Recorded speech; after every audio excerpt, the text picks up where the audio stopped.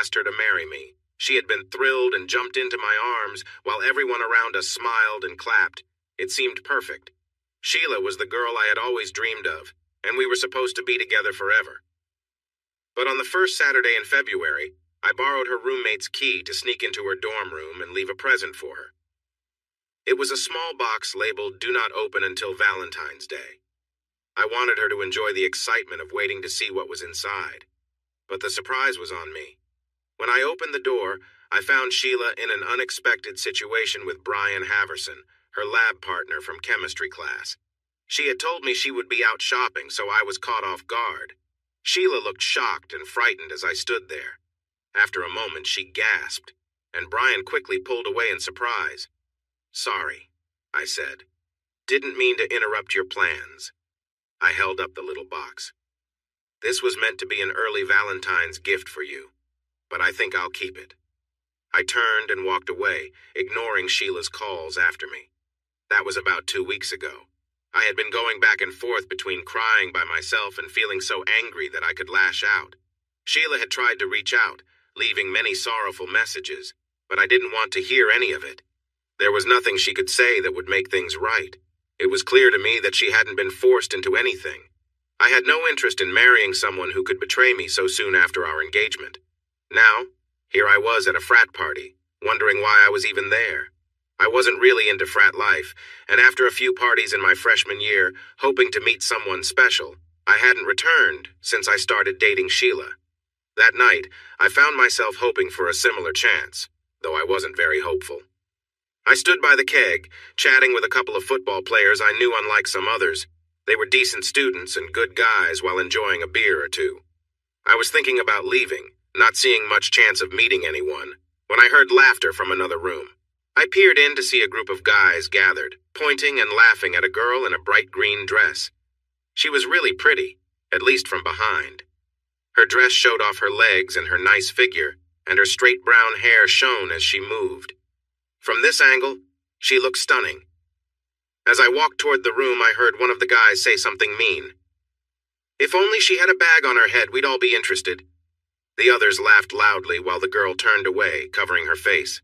She seemed to be upset. I couldn't see everything happening, but it was clear they were making fun of her for some reason. I decided to step in, feeling brave enough from the drinks I had. There were 6 of them, and I knew it might not be smart. "What's wrong with you guys?" I shouted, but they just glanced at me without caring. I reached over gently to take the girl's arm. "Come with me," I said softly. "Let's find a bathroom so you can clean your face." Then I got the biggest surprise of my life. She lowered her hands slowly, and I finally saw her face. It was startling, really startling. Her face had noticeable scars, one major scar going from her forehead down across her right eye and cheek. The eye appeared smaller and looked different from the other. Her nose was oddly shaped, and it made her nostrils stand out too much. At first I realized she must have gone through something terrible. My reaction was immediate. I stepped back, shocked. She looked sad and hurt, and I could tell she was used to people reacting this way when they first saw her. Then she leaned closer, studying me, and I was surprised when she said, "Tommy? Tommy Lawrence?" I stared at her. Clearly she knew me, but I had no idea who she was not after seeing her like this. "It's Arena Adams from Greenfield." She looked at me with hope, but also a bit nervous, as if she feared I might be mean or run off. She understood how her appearance affected people. "Arena?" I squinted, trying to see if it could really be her. I hadn't seen Arena since we were 14, and it was hard to recognize my childhood friend behind that changed face. Then she hugged me tightly, crying and saying, "It is you," as she leaned on my shoulder. I held her while she cried, and once she calmed down a bit, we went to the kitchen. I got her some wet paper towels to clean her face. After that, I grabbed us some beers, and we went outside to sit together on the porch of the frat house. I could see that she had intentionally taken me to a dark corner where I couldn't see her very clearly. Irina and I grew up as neighbors and best friends in Greenfield, Indiana. We did everything together, riding bikes, playing in the stream behind her house, camping in my backyard during summer, and debating which TV shows were the best. As we got older, we completed school projects together, chatted about classmates in junior high, and dreamed about our futures. We didn't even need to say it. We knew we would always be best friends. But then, after 8th grade, everything changed when her dad got a job in Arizona, and her family moved away. We wrote a couple of letters, but soon lost touch. I occasionally asked my parents if they had heard from Mr. and Mrs. Adams, but there was never any news. Now, sitting together on a small sofa on that dim porch, we talked for hours, catching up on the last 8 years of our lives. My story was brief. I finished high school in Greenfield, dated a few girls, went to Denison, majored in electrical engineering, and fell in love with Sheila, only to find out she had been unfaithful. In 4 months, I would graduate and move to Madison, Wisconsin, where I had a job lined up at a software design company. Irina's story was much longer and sadder. She liked Tucson well enough, but she felt lonely at first. When she was 15, she and her parents were in a serious car accident while heading to Las Vegas for a short visit. Irina's younger brother Sam and both of her parents lost their lives, and Irina was seriously hurt. She spent weeks in the hospital while doctors worked hard to help her recover. Eventually, when she was healthy enough to be moved, though her face had changed, she went to live with her aunt and uncle near Sacramento. She went through a long rehabilitation process, both in the hospital and at their home, before she could return to school. The doctors were wonderful. They were patient and kind. They fixed everything except this, she said, pointing to her face. Did they think about any surgeries to help? I asked, feeling a bit awkward but curious. She laughed. This is after surgery, Tommy. This was the best they could do. I'm Irina the monster, the girl who frightens both kids and adults. She shook her head, still smiling. But at least I'm alive. I have a life well, something like a life. I missed a couple of years of school, so I'm only a sophomore now. I wanted to study nursing, but she laughed again. Let's just say they suggested I pursue a different path. They don't want me to scare the patients. I squeezed her hand, feeling at a loss for words. I couldn't imagine the challenges Irina had faced or what her life was like now. I went to get us 2 more beers and we continued our conversation late into the night. What was happening back there? I asked, nodding toward the party. I went in because I heard some people making fun of a girl. Nothing I'm not used to, she replied. A guy in one of my classes asked me to come to the party with him. We've known each other for a couple of semesters, so he's gotten used to me. I was foolish enough to think he might actually like me. When we arrived, it was clear he brought me just for laughs, someone to impress his friends with, like a funny story or something. Maybe he thought I would drink a lot and make things easy for him later. I mean, I'm not bad looking if you look beyond my face. Poor Irina. You really do have a lovely figure, Irina. You look great in that dress. Thanks, Tom. She touched my cheek gently. You've always been such a nice person, even when we were kids. I got us more beer as I wondered why I hadn't seen Irina in the last 2 years at Denison. As we talked, I saw how she kept to herself and rarely went out. Who could blame her based on how people treat her? She mentioned doing her grocery shopping late at night and wearing a cap low to hide her scars. I remembered some whispers around campus about an unattractive girl, but I'd never thought much about it.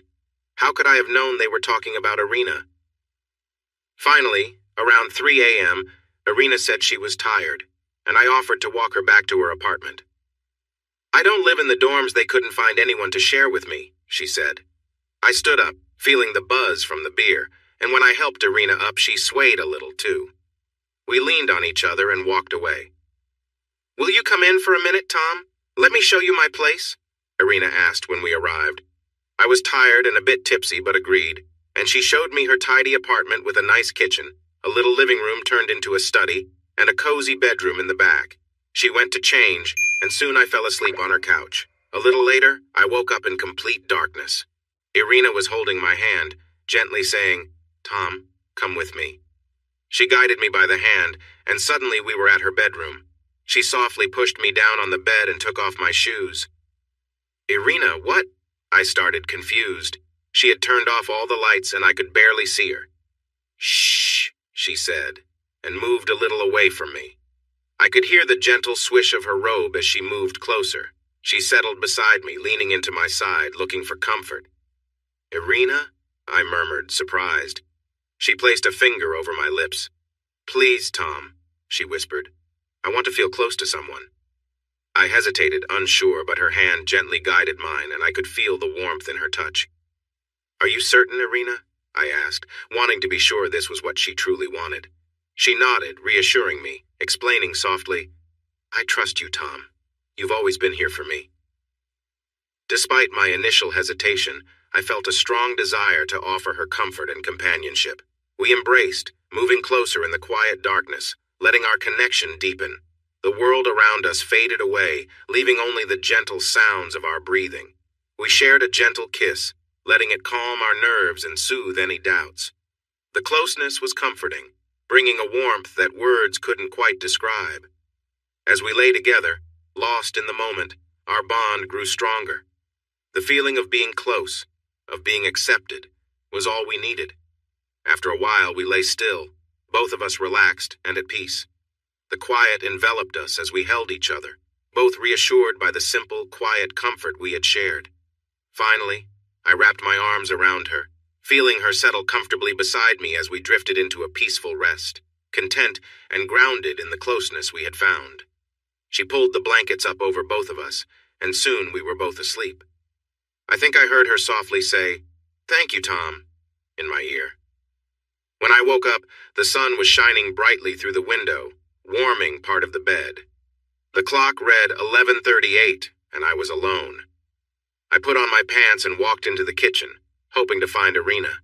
I was thinking about taking some aspirin and having black coffee. There was a note on the table. "Dear Tom, I went to the library. I didn't want us to have an awkward moment today where you felt bad for what happened, and I had to tell you it was fine. It was nice, really, and I enjoyed it. Thank you for being so kind. But I want you to know that there are no expectations. Just a friend being good to another friend. If you want to get together, let me know. If not, that's okay too. He'll understand. Best, Irina." I went back to my dorm room for the aspirin and grabbed some coffee from the cafeteria on the way. It felt strange to stay alone at Irina's place, and I honestly had no idea how to feel about what had happened. Mostly, I felt sad for Irina, who seemed to be in a world where people were scared of her and ignored her. She was a normal, bright, and kind person, but her appearance made her feel lonely. A couple of days later, I called her, and we talked for about half an hour. It was a little awkward, and I wanted to make sure she felt okay about what happened. She reassured me that she was fine. If she had hinted at wanting to be close again, I would have been open to it. I really enjoyed our time together, but she never brought it up. We said we would talk again soon, maybe go to a movie, then hung up. Weeks passed without me calling her again. It wasn't exactly guilt. It was more like confusion. She was someone I knew well but didn't know at all. I wasn't sure how to be her friend or if she wanted that. In the end, I think I was a bit afraid. I didn't want to think about how it would feel to be with her in public and face the looks and comments she received. Plus, it was my last semester, and I had a lot to do before graduation. At least, that's what I told myself. On May 11th, about 10 days before graduation, I got home to find a message from Irina inviting me to come over that evening. I felt guilty for not having taken her to the movies, so I went over soon after dinner. She welcomed me with a serious expression, and I tried hard not to react to her appearance. I wondered what it must be like to see that face in the mirror every morning and know it was yours. "Hi, Tom, thanks for coming. Would you like some peach pie?" It just came out of the oven. Baking is a hobby of mine. I was going to say no, but the pie smelled so good that I couldn't resist. I said yes, and she brought us 2 pieces along with glasses of milk. The pie was amazing, and I told her so. She thanked me with a small smile, but then became serious. "Tom, I'm really sorry, but I need to tell you something important. I owe you an apology. I'm pregnant." I looked at her, surprised, probably reacting like many others might in this situation. Are you saying it's mine?" She nodded, looking regretful. "You're the only one I've ever been with. I'm truly sorry." "But we talked about protection, and you said—" "I know. We were both drunk and I didn't have any. Honestly, I didn't think about it. I just wanted to go forward, and I thought it was a safe time of the month. I was wrong. I know it wasn't fair to you," she added. We sat quietly for a moment. She seemed a little scared, but I didn't feel anger. I wasn't sure why, but I felt calm and sympathetic. I reached for her hand. What do you want to do? If you're thinking about ending the pregnancy, it'll help you with that. She shook her head. I just can't. I believe in a woman's choice, but I can't go through with it. I can feel this life inside me, and I can't end it. What about adoption? She tried to smile, but I saw tears in her eyes. I've thought about that, but I just can't give my baby away. This might be the only child I ever have, and the idea of giving it up is too hard for me. Okay. We sat in silence, both deep in thought. I kept hearing my father's voice in my mind. He had passed away nearly 3 years ago, and I missed him a lot. A true man shows his character in tough times, he used to say. Irina, I said, we need to consider getting married. What? She said in surprise. I could never do that to you, Tom. I can't tie you down with me and a baby. You're just starting your life. You are too, Irina. And raising a baby alone isn't something you should do right now. You're still in school and don't have much money. We talked, and at times argued for hours. By midnight, we were both tired. I said I would come back the next day for lunch, and we could discuss it more. Irina couldn't believe I was serious. She didn't think I would want to marry her just because of the pregnancy. But I thought about my dad and the values he taught me, and I felt it was the right thing to do. It took 3 days, but I managed to convince her. We set a date for a quick wedding the day after graduation so my mom could be there. I called her to explain everything. She was shocked and worried about my future and the costs involved. But she remembered Irina. She knew Irina was a kind person from a good family. Hearing about their sad situation really touched her. Luckily, I had a good job waiting for me, which meant I could support my new family. Irina and I decided she would transfer to the University of Wisconsin and move with me to the apartment I had rented in Madison at the beginning of June. I quietly shared with my mom and my friend Adam, who was my best man, about how Irina looked. They weren't fully prepared, but they tried to cover their reactions. My mom, being as sweet as she is, hugged and kissed Irina and told her how happy she was that we would be together. I felt proud of her for that. Irina's aunt and uncle couldn't fly in for the wedding, but they sent us a lovely note and a check that would help with our moving expenses. We decided to skip a honeymoon and save our money for the future. Instead, we had a simple dinner at a restaurant with Adam and my mom to celebrate our marriage. Afterward, Irina and I returned to the apartment, shared a little champagne, just half a glass for the mom Toby, and then went to bed. It wasn't just for sleep, though. Even with such a quick wedding, we wanted to have a special first night. Irina preferred it to be completely dark, and even though I had gotten used to seeing her face, I understood that she felt more relaxed that way. At first, things were a bit awkward. It was different from our first time when we had both been quite tipsy. Back then, it was just a one-time thing for her. But now, it was the start of our marriage. Even though I believed I had made the right choice for our child, I couldn't help but have some doubts about what lay ahead. But soon it became clear that Irina really enjoyed being close. She had such a lovely body, and she appreciated every touch. Just thinking about the years we would have together was exciting. As the evening went on and things heated up, she sat up and shared a moment that took my breath away. I was filled with joy and anticipation. We shared soft kisses, and I felt as if this was the start of something beautiful together. That night marked the beginning of our married life, and it was truly special. It didn't last for long, but it was intense and very satisfying. Knowing that Irina enjoyed it too made it even better. She sighed softly beneath me, and I could sense her excitement. Afterward, we lay together, catching our breath. I said, "Thanks, Mrs. Lawrence, that was wonderful." She laughed lightly. "You're welcome, Mr. Lawrence." Then a moment later, she started to cry, and I held her close. "What's wrong, Irina?" I asked gently. She glanced up at me from the dim light, tears on her cheeks. "This isn't what you wanted, Tom, a life with me, with this face." And then she continued, "You don't love me. You should be with someone you truly care about." I interrupted her, saying, "Sometimes life surprises us. We grew up together. You were my best friend, Irina. I've never had anyone as close as you." This was meant to be, us being together again. It might not be the usual romantic story, but here we are. You are lovely and strong, and I want to be the kind of husband you deserve." I leaned down to kiss her, smiling as she cried a bit more. After that, we shared a sweet moment together, and then we fell asleep. Irina was right about a few things at first. We didn't marry because she was the girl of my dreams, or because I adored her completely. We married because she was expecting my child, and yes, her appearance did play a role in my feelings, but a couple of things changed over time. First, I got used to how Irina looked much faster than I expected. This wasn't because I tried hard. I simply became familiar with it, and her scarred face with the uneven features no longer bothered me. I remembered a high school friend who lost his voice after throat surgery.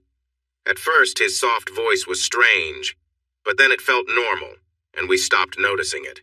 So while I knew Irina's looks might scare others, it became normal for me. I could talk to her and look at her without feeling uncomfortable. The other thing that happened more gradually was that I fell in love with her. Irina had been a big part of my childhood, my best friend, the person I shared everything with. Over the years, we had built a strong bond, even if it ended abruptly when she moved away at 14. Now, as I watched her navigate a world that often misunderstood her, I admired her bravery and determination. Her consistent kindness and optimism warmed my heart, and I started to realize how deeply I cared for her.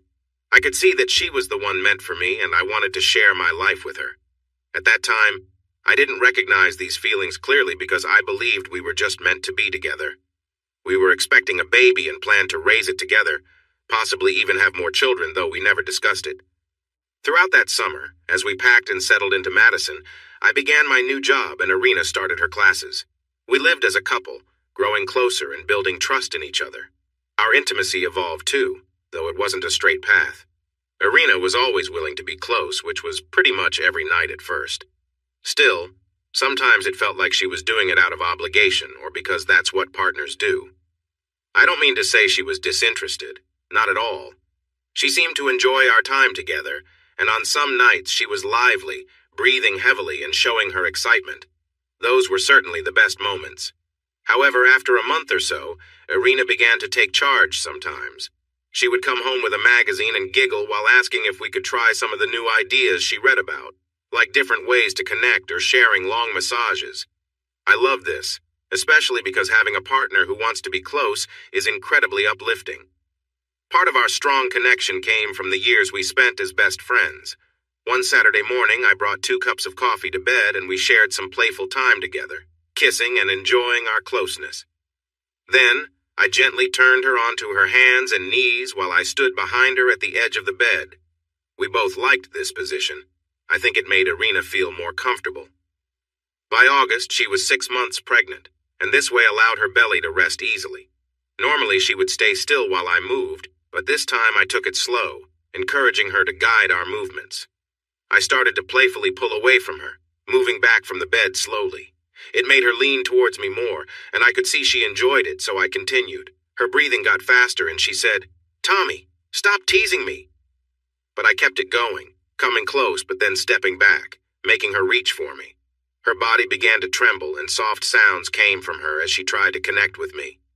In that moment, I didn't hold back and moved in closer, and she gasped as she felt it. I continued to enjoy the moment, feeling a rush as we both reacted to the experience. We lay next to each other, breathing deeply and smiling. She kissed me gently, looking at me with warmth, saying, "You tease, you're a bad boy." Then she playfully traced her way down my body, showing her affection in a sweet way for the first time. I relaxed as she continued, occasionally encouraging her softly. I thought she might want us to be close again, so I began to pull back. But she smiled and said, "No, baby, I want to keep doing this." And she returned to her gentle attention. After a wonderfully enjoyable time, she finished and snuggled up next to me, both of us feeling cozy as we drifted off for a short nap. I felt completely content. Part of my happiness came from her calling me baby for the first time. We were always kind to each other, but this new closeness felt special, like a milestone in our relationship. My job in Madison started just 2 weeks after we moved, which made my summer busier than Irina's. Her main tasks at first were to focus on her health and settle in our apartment. She was happy to organize things at home, but shopping for furniture and decorations made her uneasy. I understood why. When I accompanied her to stores back at Denison, I noticed the surprised looks and sudden quietness from others around us, both customers and staff. My heart went out to her, knowing she faced that reaction regularly. So, I made sure to go shopping with her as much as I could in Madison. We always visited furniture stores together, and grocery shopping was done either by me or alongside her. Having me there by her side seemed to give her strength, making it easier to deal with the glances and whispered comments. I wondered if she felt, so what if I don't look perfect? As you can see, I have a partner. And then I remembered that she was with me because I had gotten her pregnant. Another thing I tried to do was help her by preparing people before they met her. The day before Irina's appointment with her new doctor in Madison, I went to the office and talked briefly to the nurses. I brought a picture of Irina and told them that my wife, their new patient, had been hurt in an accident. Showing them the picture, which surprised and saddened them, I said I wanted them to be ready to welcome her with kindness.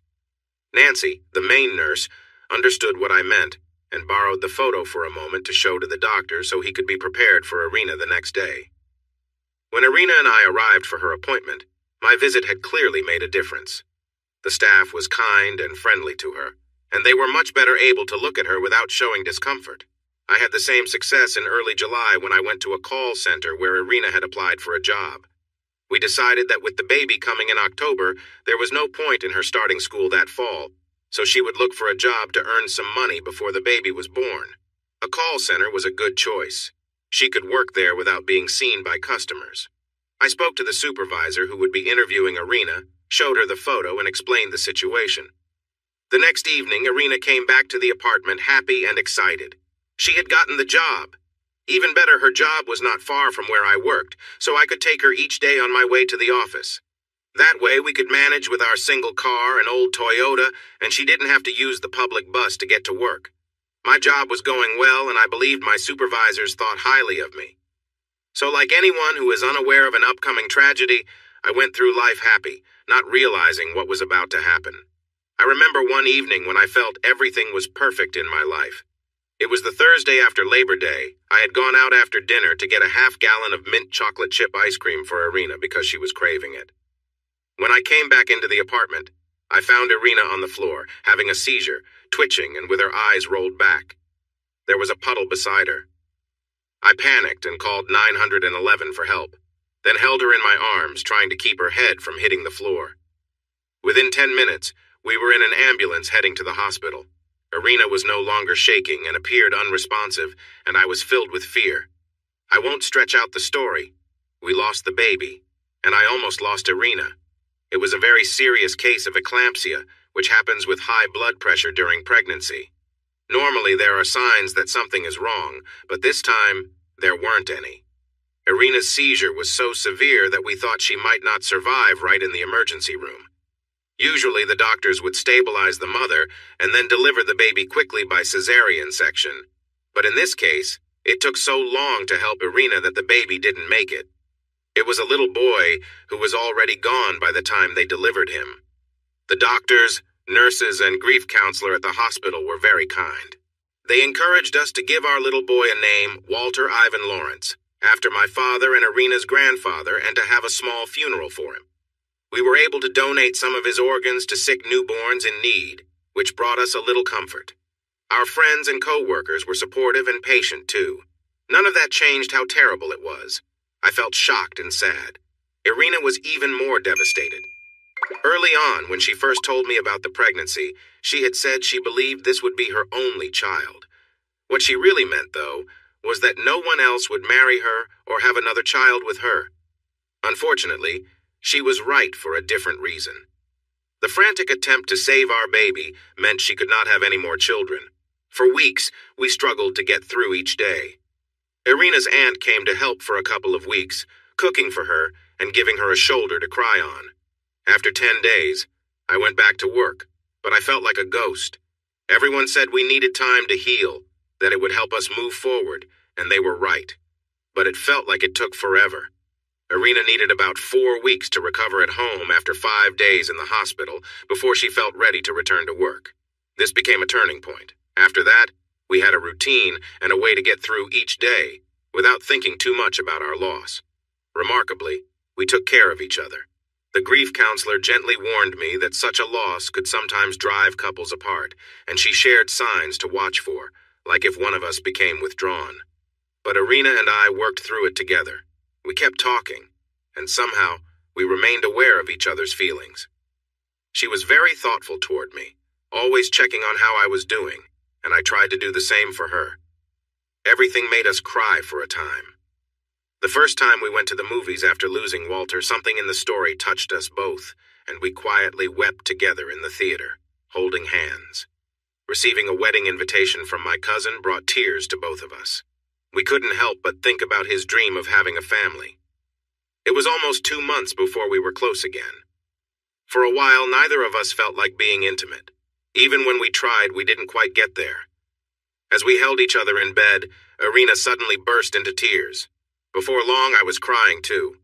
We laughed and smiled through our tears, realizing how strange everything felt. But 2 nights later, things turned around. We shared a gentle, sweet moment together, and slowly, everything began to feel normal again. In November, Irina suggested a getaway. We planned to spend Thanksgiving with my mom in Greenfield, and then enjoy a long weekend at an affordable resort by Lake Michigan before heading back to work. It was a lovely and romantic trip. We strolled along the shore, allowing the cold wind to brush against us, and then went inside, where we enjoyed each other's company often over the 3 days. Still, I sensed something was bothering Irina. She was loving, but seemed distracted. Finally, on Sunday morning, she was ready to talk. After a cozy morning together and brunch, we returned to our room.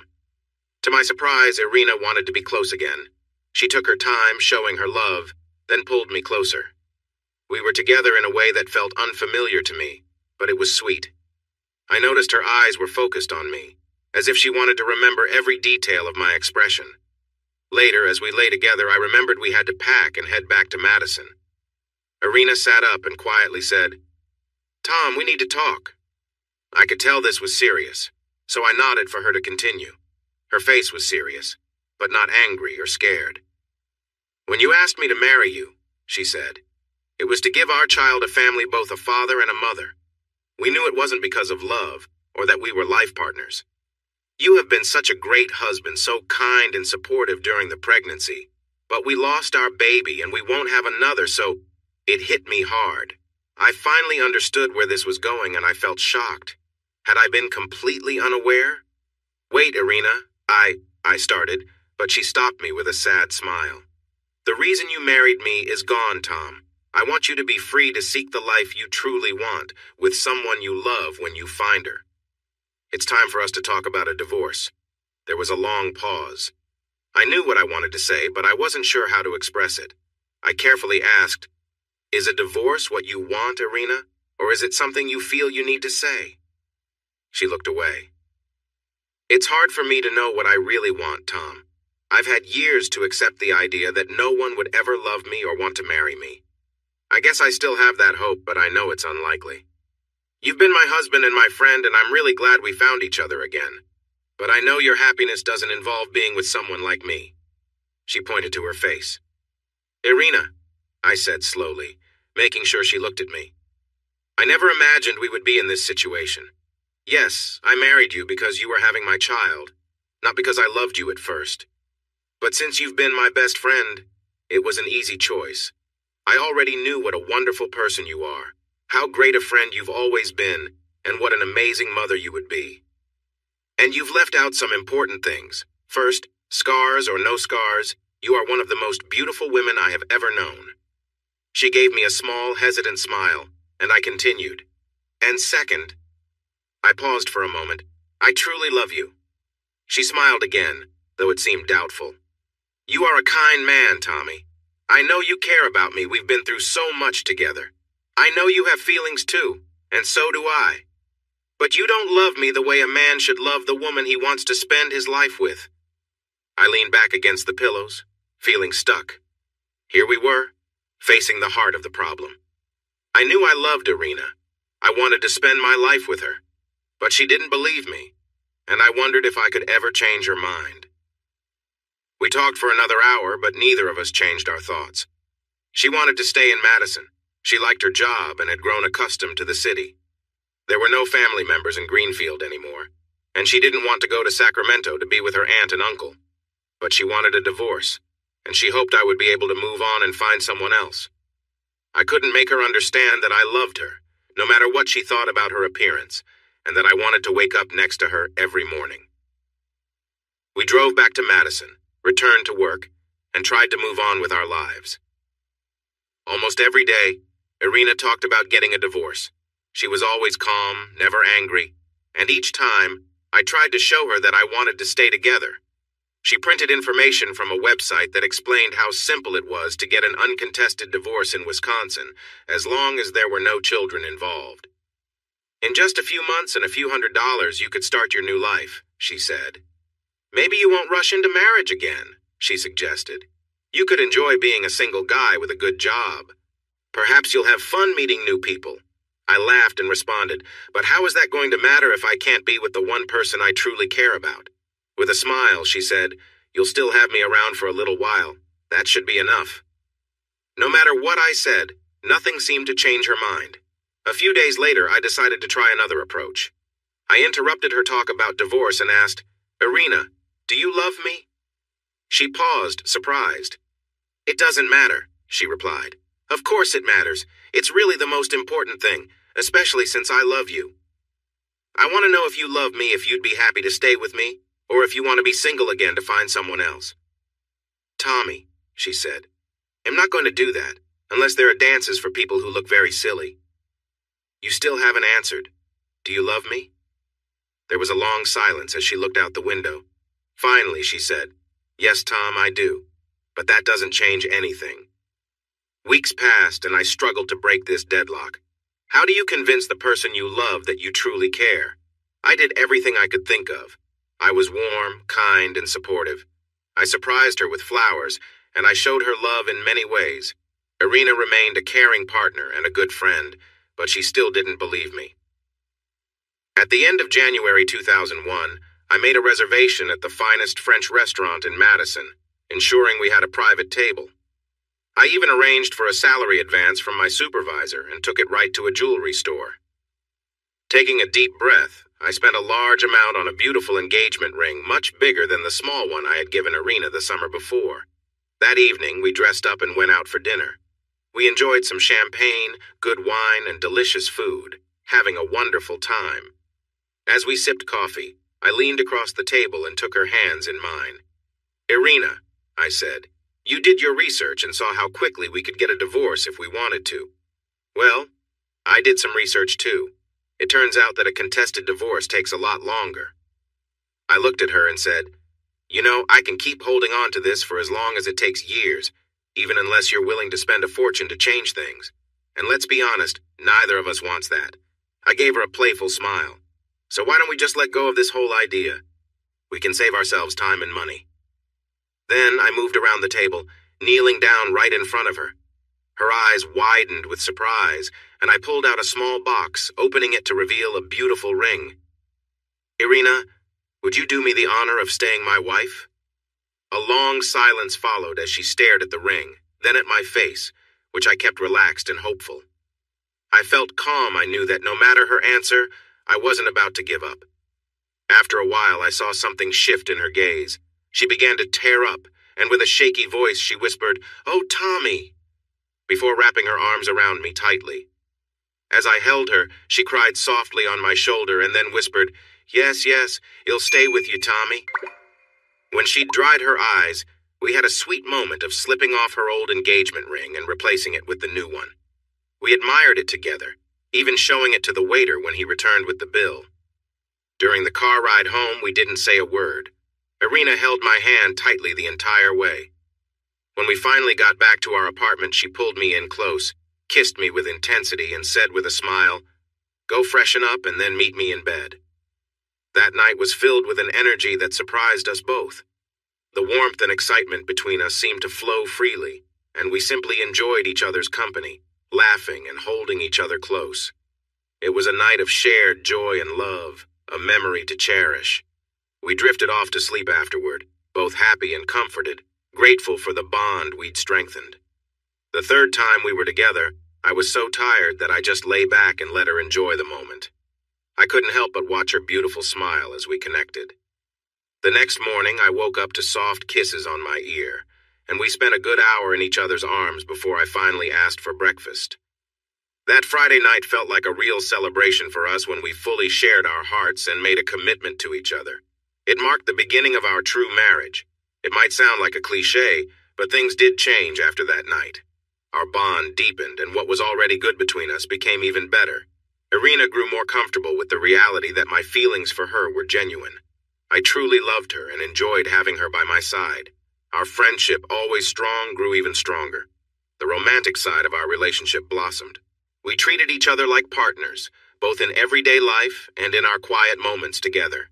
We started doing all the sweet things couples do when they fall in love, taking long walks, talking deeply about our hopes and dreams, and just enjoying each other's presence again, almost a year after our wedding.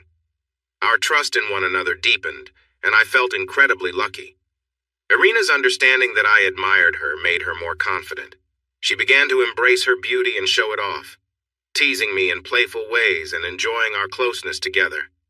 I felt like the luckiest person alive, and things seemed to get better and better. But then, everything shifted. Irina sat crying, her face in her hands. I watched her, feeling too stunned for anger or sadness at that moment. As I looked past her out the window at the sunset, the colors of the sky felt beautiful but meaningless in my heart.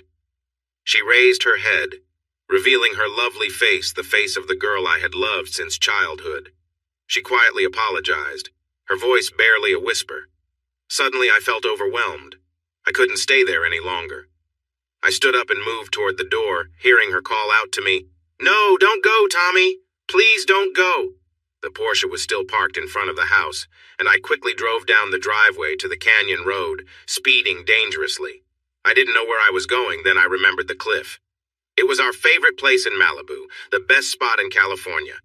I arrived in less than 15 minutes. I parked the car and walked up the dirt path through the bushes until I reached the edge. I stood on the edge of the continent, maybe 250 feet above, looking out over the Pacific Ocean. Irina and I had joked before, during happy moments, that this would be a perfect place to end it all, with a beautiful view before a fall. We could laugh about it then, when we were both so happy that the idea seemed silly. But now it felt different. I knew I wouldn't jump. I couldn't do that to the twins. For their sake, I realized I would have to get back in the car, drive up the hill, and face the reality of my life. I sat there for a long time, maybe 2 hours, watching the ocean as the sunset faded into night. How did I end up here? How did Irina and I get to this time of such sadness? Nothing ever happens for just one reason. That's something I understand. Many things come together to lead to an important event, whether it's good or bad. For nearly 7 years, Irina and I were happy together in Madison.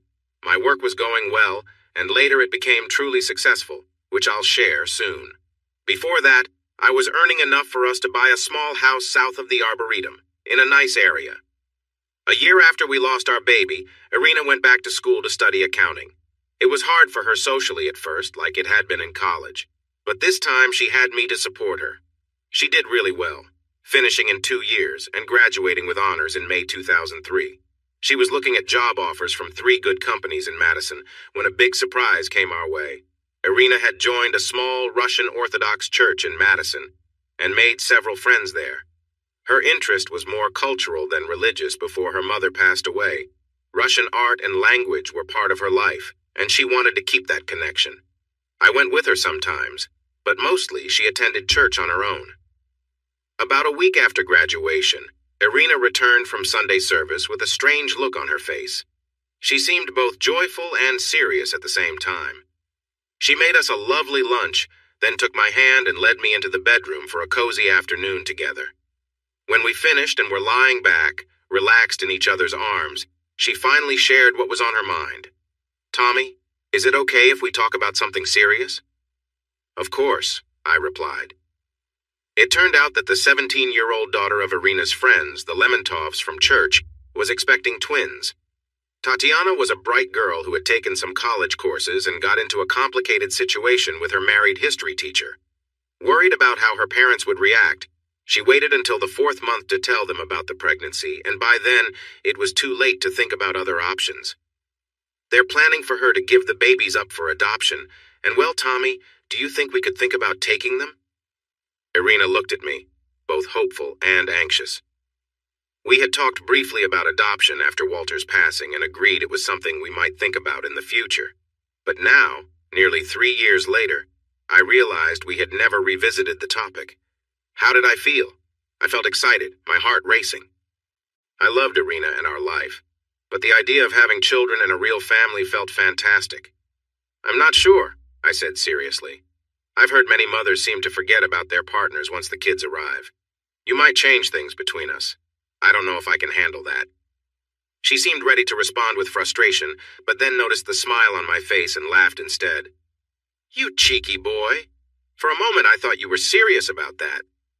Then she paused and looked into my eyes. You would really want this, Tommy?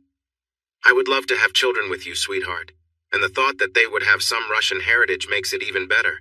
They'll probably be smart, too, even if their father wasn't perfect. I think we should do it. How much? But before I could finish, Irina jumped on me, showering me with kisses and happy squeals.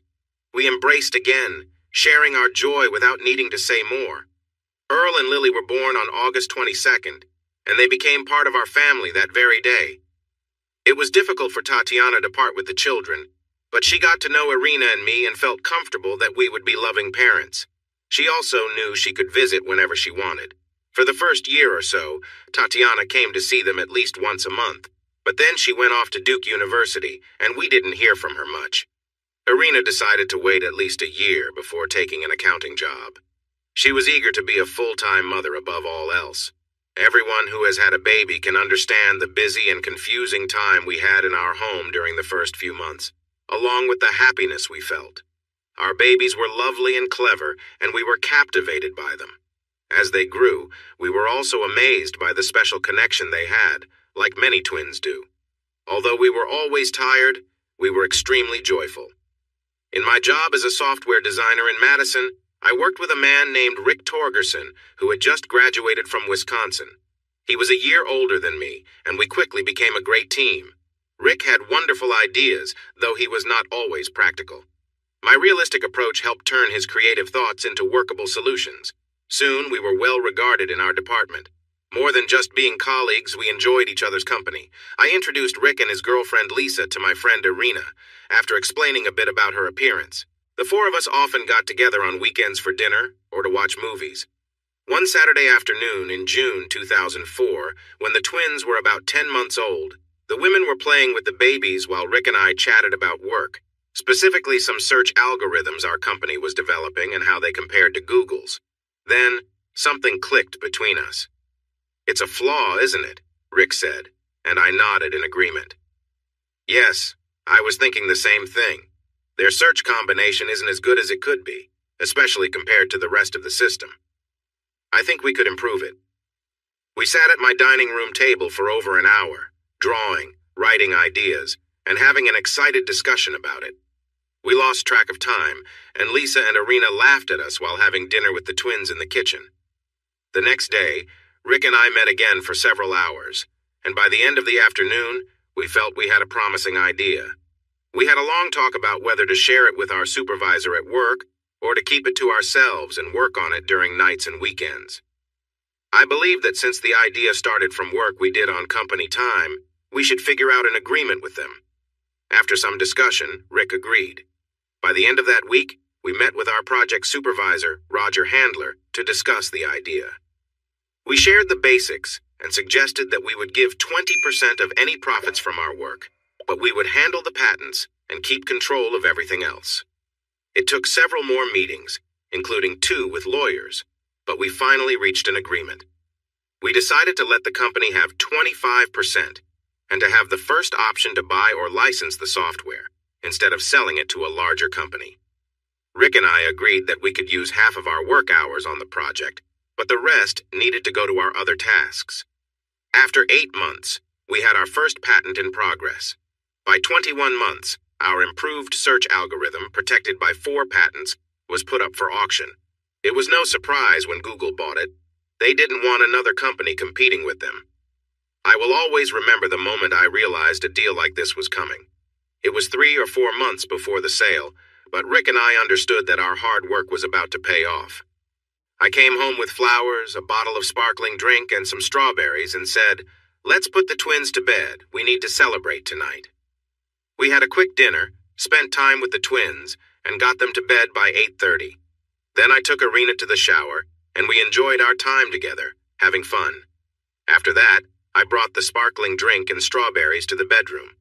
I raised my glass and said, "Here's to my amazing wife, Irina, who is about to be very wealthy." We had talked about my work regularly, and Irina knew it was going well, but this time I was sure we were going to make a lot of money. "How wealthy?" she joked. "Wealthy enough that I should stay with you?" "I hope so," I replied. "How does $15 million sound?" She looked surprised and said, "Oh my God, really?" After a moment, she drank her glass of sparkling drink and then grinned. "For $15 million, I'm all in." I laughed and hugged her, sharing our excitement. We took turns whispering, "We're rich," and giggling. When we were lying together in bed with Irina gently touching my chest, she asked, "Is this really happening? $15 million? It could be even more, but yes, it's likely in the next 2 months or so." She nodded thoughtfully. "Well, I haven't seen any money yet, but I think I need to let my $15 million husband know just how much I appreciate him," she suggested. We shared another laugh, embraced, and enjoyed the moment together. When the deal finally closed in March 2006, it was quite complicated. There was an upfront payment of $120 million, plus yearly payments based on the number of searches on Google's site. After paying the share of the company and our lawyers, Rick and I each received an impressive $34 million. Our yearly earnings from the deal were expected to be around $1,012 million each for as long as our algorithm worked well. This could last a year or 5. Regardless, we were incredibly wealthy. In March 2006, at just 28 years old, Irina and I had more money than we had ever imagined. Our lives were about to change in ways we couldn't foresee. A week after the contract was finalized, Rick and I rented a stretch limousine and took our wives out for a celebratory dinner. Rick and Lisa were now married and had a 1-year-old son named Jake. We enjoyed a lovely meal, celebrated our success, and toasted to our friendship. As Irina and I happily went to bed that night, we agreed that having good friends to share this happiness with made everything even better. We had many choices to make, but 2 major decisions stood out. Where would we want to live and raise our children? And did I want to continue working? Thankfully, money was no longer a concern. We had been discussing these topics for weeks since it became clear that we had become very rich. It was surprisingly challenging to figure out what we wanted when we could afford almost anything. Should we buy a yacht and travel the world? Build homes in different countries? Purchase a luxury apartment in New York City? All of that was possible. Ultimately, we chose to move to California. We weren't fond of the weather in Wisconsin, and the idea of living near the ocean excited us. California also offered good opportunities for my career in the software industry. As for my job, I decided to take a year off but planned to return afterward. I enjoyed my work and didn't want to spend my life at home, even though I cherished my family. I wanted Irina to join me in California to look for houses. At first, she hesitated, feeling uneasy about meeting so many new people. However, once we had money, planning became easier. By then, Elaine, our nanny, had been with us for almost a year. She loved caring for the kids, so we felt comfortable leaving them for a few days. I arranged for a private plane to take Irina and me to California and around the state as needed. Most importantly, I found a great real estate agent in Los Angeles named Angela Simon. She agreed to spend a week showing us homes. Once Irina knew she wouldn't have to see large crowds, she decided to join me on the trip, and we had a wonderful experience. Angela introduced us to beautiful houses from San Diego up to the Oregon border. Everything we looked at offered a view of the Pacific Ocean, and the ones we liked best provided both luxury and privacy. In the end, we chose a spacious, modern 4-bedroom house on a quiet road in one of the canyons in Malibu, just north of Los Angeles. We weren't far from where a famous television host used to live, not a bad neighborhood. The backyard had a 2-bedroom guest house for a nanny, and there was an excellent private school for the twins just 10 minutes away. Since we had plenty of money, we bought the house right away, even though we weren't ready to move in. I then sat down with Irina to talk about another idea, a project I had been thinking about for a long time. Over time, I had become completely comfortable with Irina's unique appearance. I accepted her features, though I was aware of how much she struggled with them and how they affected her daily life. At the end of 2005, as we began to see that we would soon have significant wealth, I started looking into plastic surgeons. I found the name of a top doctor in Madison and scheduled a visit with him, bringing along some photographs of Irina. He believed he could help her, but mentioned that the best specialists were in Europe, where they were doing the most advanced procedures. I followed his leads and discovered 3 excellent surgeons, 2 in London and 1 in Geneva.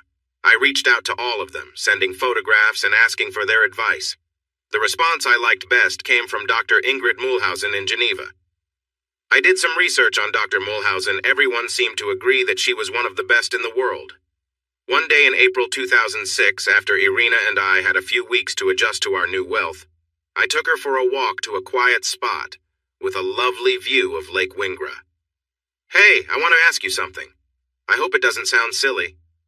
She looked at me with curiosity, and I continued, "If there were a way to improve your appearance—" "Make me look normal, you mean?" She responded quickly, a bit defensive. She stood up and walked away, and I let her go, surprised. I knew this was a tough topic, but I had hoped we could discuss it openly. After about 20 minutes, she came back to the bench where I was sitting, looking serious but calm. "I'm sorry for overreacting, Tom," she said. "It's okay.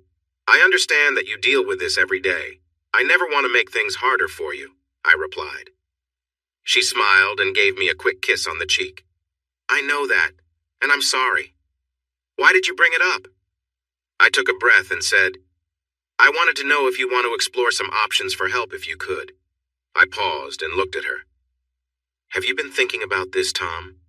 I nodded, and she quickly sat down on my lap, wrapped her arms around my neck, and started to cry softly on my shoulder. I held her for a few moments until she calmed down. She then sat up and looked at me. I took a tissue and gently wiped the tears from her cheeks. "You are more than I deserve. You know that?" I smiled and shook my head. "No, Irina, you have that wrong. On my best days, I think I'm just barely good enough for you." We shared a long kiss and held each other close. Then she asked, "All right, tell me, what have you been up to?" I told her about my research, my conversation with the doctor in Madison, and everything I had learned about Ingrid Mühlhausen. "I hope you don't think I was overstepping, Irina. And I hope you know that I love you, just as you are. If the thought of doing something about this troubles you, it'll stop." "No, honey," she replied softly. "I think I might want to consider it. Just give me a little time, okay? I've been so used to thinking I will always look this way. I just need to get used to the idea that I might not have to." We stood up and wandered for a while, holding hands and enjoying the silence. 10 days later, we flew to Geneva for a meeting with Ingrid Mühlhausen. We liked her a lot. She examined Irina thoroughly, taking many photographs and measurements, which took several hours. The next day, we met in her office to discuss everything. "I can help you a lot," she said. "There is one scar across your cheek that might always be visible up close. However, I can restore your eye to its normal look and work on your nose. The other scar shouldn't be an issue." That's the good news. The challenging part is that this will be a long process. You will need at least 3, possibly 4 operations, along with some grafting from your thigh. There will be discomfort, but we can manage that with medication. It will take at least 7 months. It would be faster if you could move to Geneva, but if that's not an option, you could travel back and forth. In that case, it might take about a year. Lastly, I would want you to provide any pictures of Irina before her accident. These will help me with the reconstruction. Do you have any questions? We stayed in Geneva for 2 more days, continuing to meet with Dr. Mühlhausen and discussing our options. In the end, we decided to move to Geneva. The children were still in nursery school, and there was a great international school nearby. Our nanny Elaine was single and excited about the chance to spend several months in Europe. She had even talked about moving to California during our trip. So in August 2006, the Lawrence family and Elaine moved into a big apartment in a lovely part of Geneva, right by the lake. It was the start of Irina's treatment. The procedures went well, but watching Irina in pain was hard for both of us. She was very brave, only asking for more medicine when she needed it. There were times when the children couldn't be around to avoid any risks, and she missed them a lot. At the beginning, seeing her after the treatment was sometimes shocking. But by early March 2007, when Dr. Mulhausen said everything was okay for us to go back to the U.S., Irina had undergone a wonderful change. Irina didn't just look normal, she had become very beautiful. She already had a lovely figure, and now her face was stunning. She was still Irina, the pretty girl I had known in Indiana, but now she looked amazing. I was so happy for my wife, but Irina couldn't believe it. She would often stand in front of the mirror, amazed at how different she looked. When we walked around Geneva, she was surprised by the compliments she received. Used to hiding her face, she was taken aback by all the smiles and kind words from people, including friendly greetings from well-dressed women. We returned to our apartment, and she was almost in shock from the attention. "I can't believe it, Tom," she kept saying. "After all these years." I wanted us to stay in Geneva for another 2 weeks and go out every day, so Irina could get used to how people reacted to her beauty.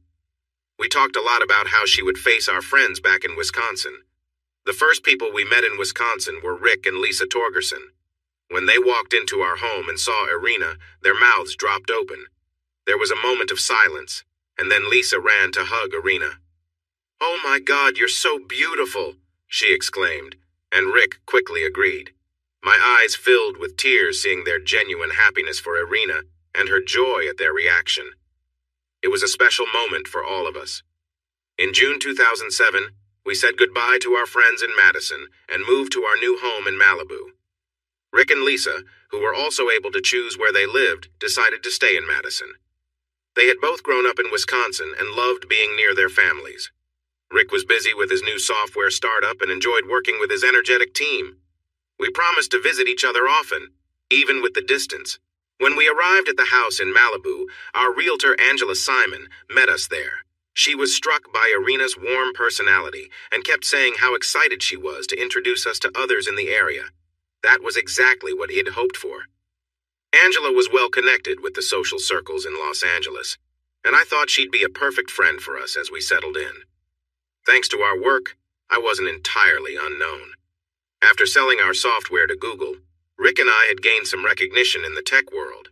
We had even been featured in a Newsweek article, appeared on the covers of several tech magazines, and were briefly profiled in the Wall Street Journal in an article that painted us as up-and-comers in the industry. Irina, however, had stayed out of the spotlight back then, as this attention had come before her recovery from surgeries. Now she was eager to go out and meet people, especially some of the high society folks Angela knew, though she felt a bit nervous. "How will I talk to these people?" she asked me, laughing a little. "I don't know anything about movies, fashion, or even computer software." I hugged her close, reassuring her. "You're one of the kindest, most genuine people I know, and besides, you're absolutely stunning. You'll have them charmed in no time, especially the men." She laughed, pleased, but I added playfully, "Just promise me you won't let any famous types whisk you away, all right?" Unexpectedly, she grew serious and looked straight at me. "Tom, never," she said, her voice steady. "You and the kids are my world, my everything. I would never put that at risk." She took my hand, gazing into my eyes. "You believe me, don't you?" "Of course I do," I answered, smiling. "And you know," I added, glancing at the clock, "we've got about an hour until Elaine brings the twins back. Think you have a little time to remind me how much we mean to each other?" She smiled back, her eyes warm. We shared a quiet, tender moment on the couch, appreciating each other's presence in the new home, feeling grateful for the life we had built together. As we held each other close, all our worries faded, and we found ourselves simply enjoying each other's company, looking forward to the future with a sense of peace. Her excitement made me feel happy, and soon I found myself overwhelmed. We relaxed together, breathing a bit faster, and I said, "I'm sorry that was so quick." She kissed me fiercely and looked at me with bright eyes. "Don't apologize, Tom. It's amazing to me that you still want me so much after all these years." She hugged me tightly and rested her head on my chest. "I love you so much," she whispered. We dozed off, waking suddenly when we heard Elaine's car pull up. We jumped up and smiled at each other, quickly getting dressed. It was our third week in California when Angela hosted a pool party to introduce us. I can't tell you how much of an impression Irina made. The crowd was a mix of people, actors, some business folks Angela had helped with real estate, and a few from the news industry. We recognized many familiar faces from movies or TV: Benjamin Bratt, Anne Hathaway, Larry David, and others. Irina was both excited and nervous. She stayed close to me, holding my arm tightly as we moved around with our drinks. "I can't believe we're here with these people," she whispered several times. Angela approached us, and Irina almost stumbled when she saw the couple behind her. "Irina, Tom, welcome. I'm thrilled you could come. Let me introduce two dear friends of mine. Catherine Michael, this is Tom and Irina Lawrence. Tom is that software genius you've probably read about. They just moved into a lovely house in the canyon." Irina gripped my arm tightly. We were face to face with Michael Douglas and Catherine Zeta-Jones, shaking their hands and hearing them say how nice it was to meet us. We chatted happily for a few minutes. Catherine was even more beautiful in person than on screen. I managed to ask about our new home and how we liked LA so far. I couldn't help but notice how taken Michael seemed with Irina's beauty. He and Irina exchanged friendly conversation, but I could see he was genuinely interested. Even with everything he had, it was clear he was drawn to her. After a little while, they went to get a drink, and Irina said, "Oh my God, Tom, I can hardly believe that just happened. Did that really happen?" As we walked around, I said, "Did you see the way he looked at you?" "Oh, don't be silly, he was just being friendly." "I'm telling you, Irina, he thought you were stunning. He looked at you like you were the only one here." She blushed a bit and called me silly. But as we mingled, the same thing happened again and again. We met the news anchor from KNBC in LA, a producer from Searchlight Pictures, a woman I recognized from a movie with Robert Redford, and a few important people from the California banking industry, including one I had just read about in Fortune. All of them, especially the men, looked at Irina with great interest. They asked her several times if she was a model or an actress, and when she shyly said no, they suggested that she should try it since she certainly had the looks for it. This made her blush even more. One rather heavy-set man in his 50s claimed to be the top modeling manager on the West Coast. He insisted on giving his business card to Irina. "I'm telling you," he said with a rough voice, "I could help you make a lot of money. You could be famous in just 3 months." He looked deeply into her eyes as if trying to convince her, then nodded at me and walked away. On the way home from the party, after we thanked Angela and said goodbye to some new friends, Irina seemed dazed. She wasn't used to that kind of attention, especially from people she never thought she would meet. As I parked the car in our driveway, she put her hand on my arm and said seriously, "Tom, tell me the truth. Am I really that beautiful?" I smiled at her. "Yes, you are that beautiful. There wasn't a woman at the party more lovely than you, as you could see from all the attention." As I walked toward our door, I turned back to see Irina just standing by the car, staring thoughtfully at the ocean. "I don't know if I'm ready for this, you know. I spent so many years thinking of myself as unappealing, hiding my face from everyone but you. And now I'm supposed to see myself as beautiful?" She started to cry a little. "How do I handle that?" We went inside and talked for a long time about her beauty, about LA, and about what we wanted from our lives now that we had money and freedom. We agreed to take things slow, no need to rush into the social scene or pretend to be anything other than who we are. "Honey, we're just two Midwestern kids who got really lucky. We're not in the movies or living the glamorous life. Let's just be ourselves, and eventually we'll find friends here who appreciate us for who we are." Irina nodded, resting her head on my shoulder. We sat for a bit longer, enjoying the peace, until she said, "Let's go check on the twins. Our first few months in LA were full of changes. We needed to learn about the city, where to shop, where to eat, and more. Lily and Earl started attending a new nursery school, and Elaine, Irina, or I would take them there, depending on the day. Our big house required a full-time maid, so we had to adjust to having another person around all day. Margarita Jimenez was a friendly, always smiling woman in her middle years. We liked her from the start, but we still had to get used to having less privacy. At first, it made it hard for us to relax as a couple. After a month or so, we grew more comfortable sneaking into our bedroom for a nap every now and then. Irina was happy to stay home for now. With our new financial situation, she didn't need to work, and she chose to wait until the twins started elementary school before deciding what she wanted to do next. I explored the software industry for several months, taking short consulting jobs for different companies in California that wanted my advice on their projects. Irina and the kids got used to me being away once or twice a month, flying to Silicon Valley and coming back in a day or two. On the advice of Angela and Ted Friedman, our financial manager in LA, I bought a timeshare for a small private jet. I didn't want the trouble of owning a plane, but with the timeshare, there would usually be one available at LAX for me, complete with a pilot and crew. This meant we avoided the hassle of security and long lines at commercial airports.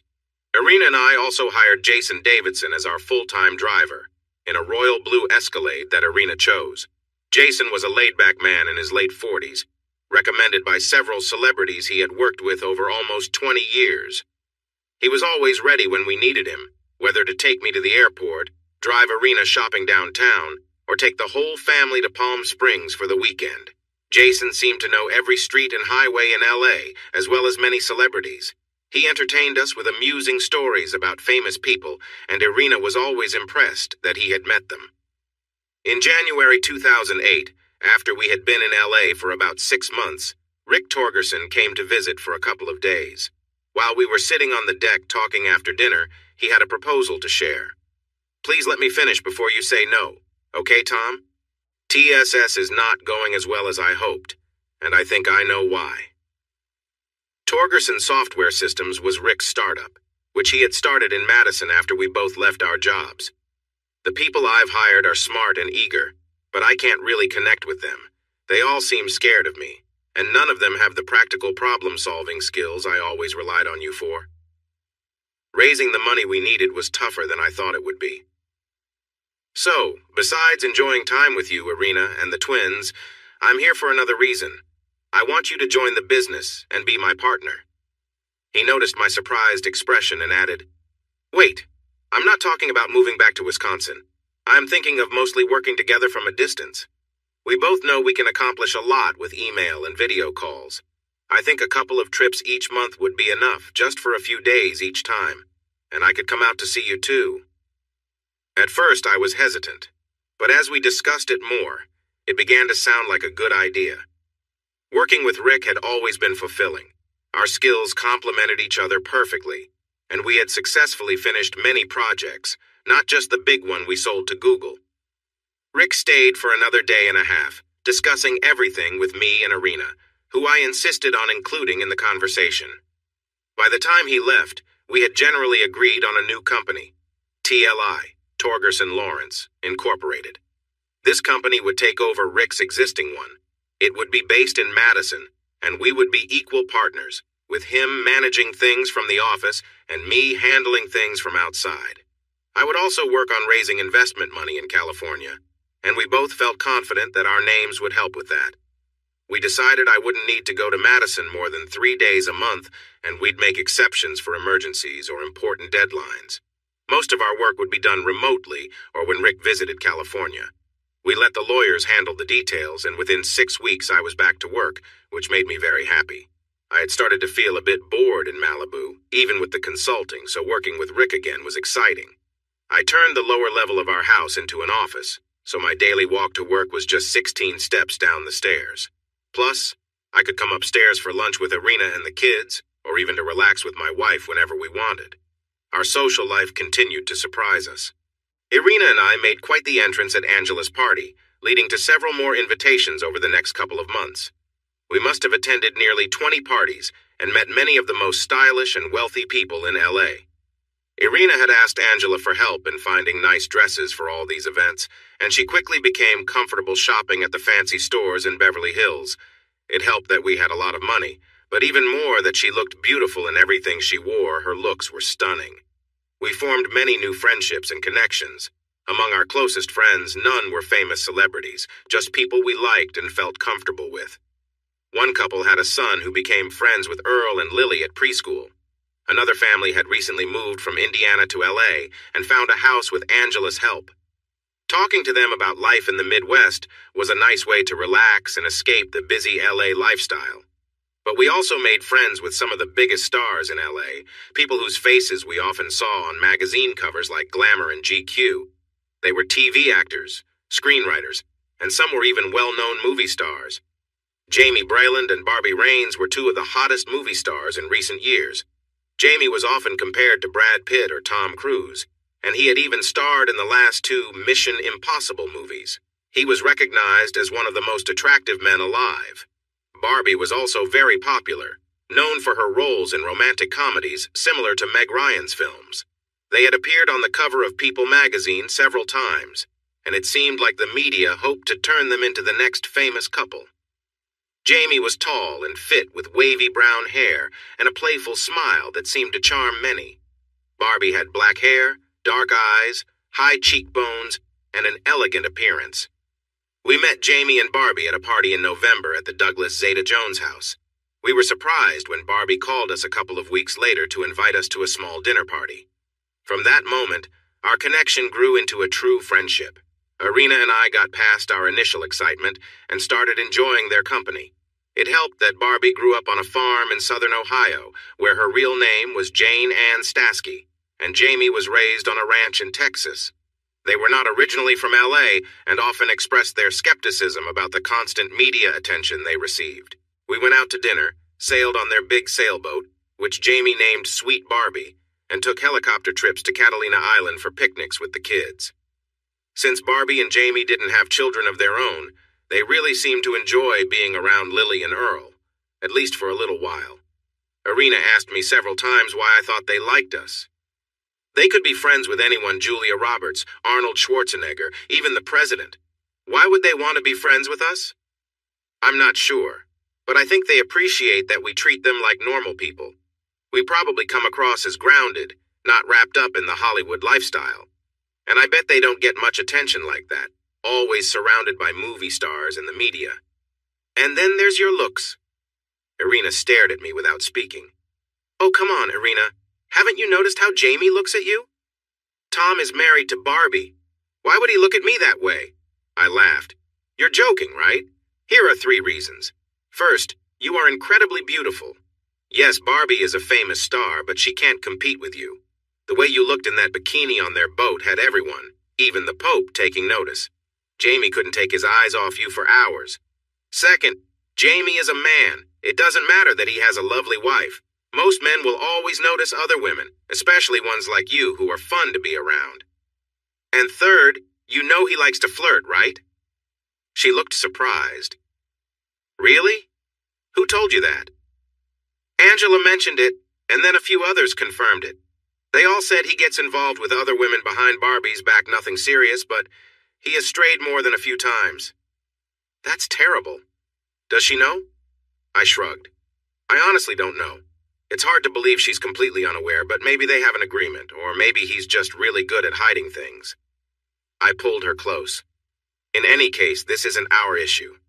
They're our friends, but we haven't seen anything directly. And who knows? Maybe they're just rumors. But I will say, Irina, the way Jamie looks at you and flirts with you, there's something there. She laughed at me, but I could tell she was considering what I said. Then she kissed me and said, well, it's a good thing I'm not swayed by him. Even if he is very charming, and even if there's not a woman who wouldn't be interested in him. She noticed my expression, probably a mix of shocked and amused, and she laughed joyfully. You have nothing to worry about, Tom. She kissed my nose. He's too charming for me. I prefer my men simple and ordinary, just like you, honey. I playfully teased her. I'll show you ordinary. I picked her up and tossed her over my shoulder. Irina squealed in surprise, and I carried her down the hall and into our bedroom, closing the door behind us. She playfully hit my shoulders, not very hard, laughing and saying, Stop it, you silly man. Jamie and Barbie didn't become our closest friends, but they liked being with us, and we spent quite a bit of time together. We attended their fancy New Year's Eve party, one of the most popular events in Hollywood. It was a gathering for about 150 people at their beautiful modern house with a view of the ocean.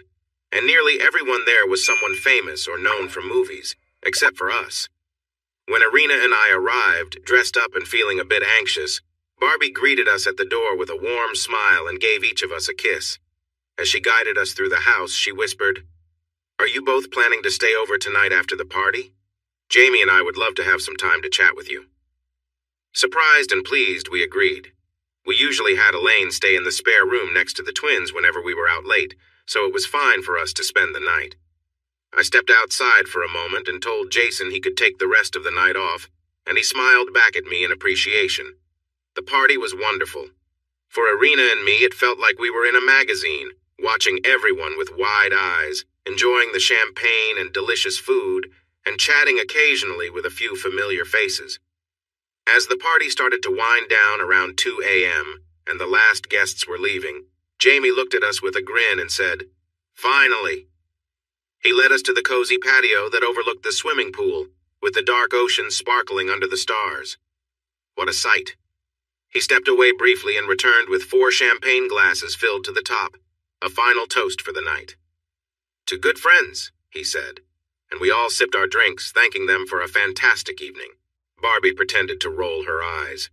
"It's work," she said, and when Irina looked puzzled, she continued, "This is something Jamie and I have to do from time to time, entertain people in the industry, put on a show, let everyone enjoy each other's company.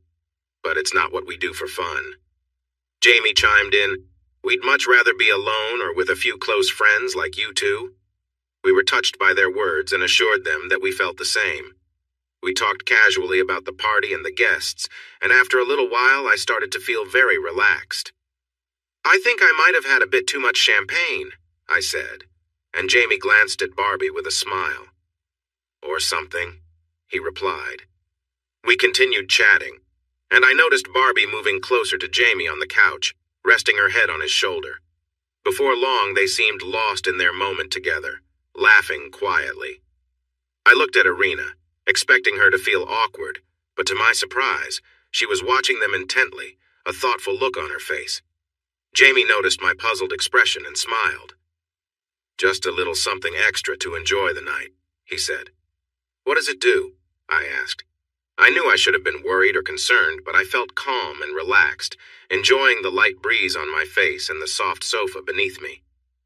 "Irina," Barbie said softly, "why don't you go sit with Tom?" Irina floated over and comfortably settled on my lap. She looked at me with sleepy eyes and leaned in for a kiss. I was surprised but quickly realized she was feeling very good. We continued to kiss while we watched Barbie and Jamie, who were sitting together closely. I noticed Barbie had her hand on Jamie, and he was gently touching her back and shoulders. Usually Irina would have felt embarrassed, and I might have gotten up to leave, but today was different. We were both relaxed and lost in the moment as we kissed for a while. Before long, Irina started to remove her blouse, and I saw Jamie hold her close. As things in the room heated up, I felt a tug of discomfort. I stood up, holding Irina's hand gently, and said, "I think it's time for us to head to the guest bedroom."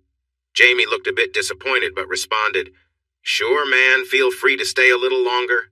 I shook my head and led Irina away. She glanced back, captivated by Barbie and Jamie, who were still close together. Once we were behind the closed door of the guest bedroom, Irina pulled me in close. She was excited, but it felt like everything was happening in slow motion, a mix of the ecstasy and the champagne we had enjoyed. We shared soft kisses and cuddled on the bed. It was a unique experience, intense but comfortable at the same time.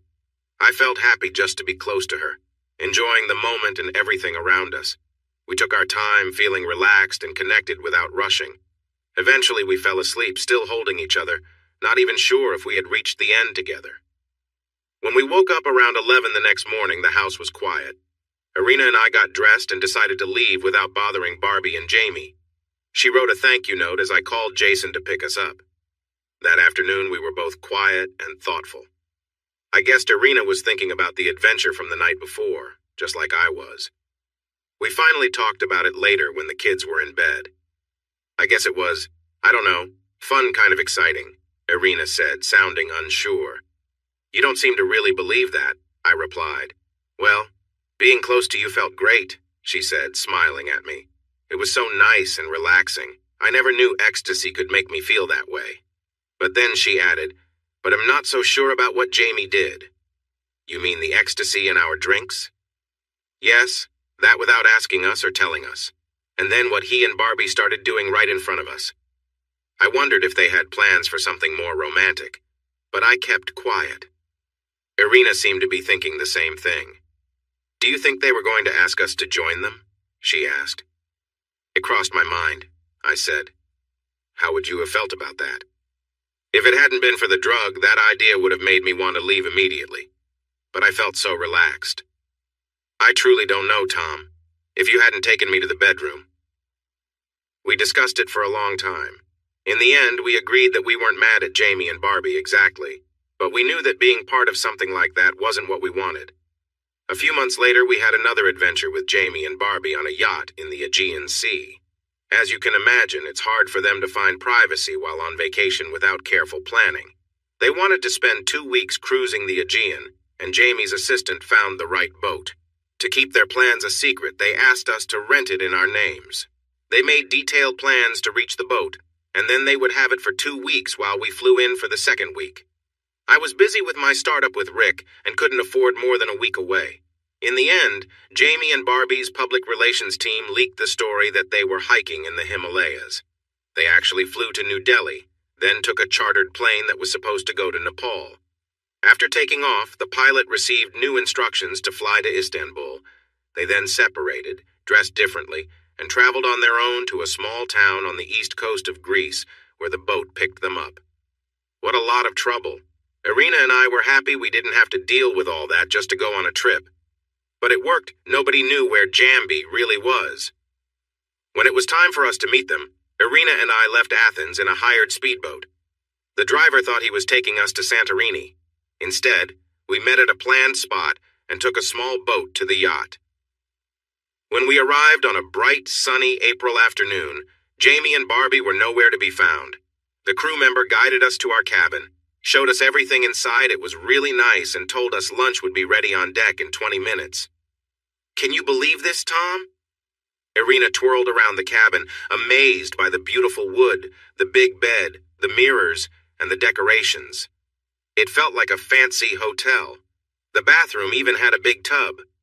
We quickly unpacked, put on our swimsuits, and went up on deck.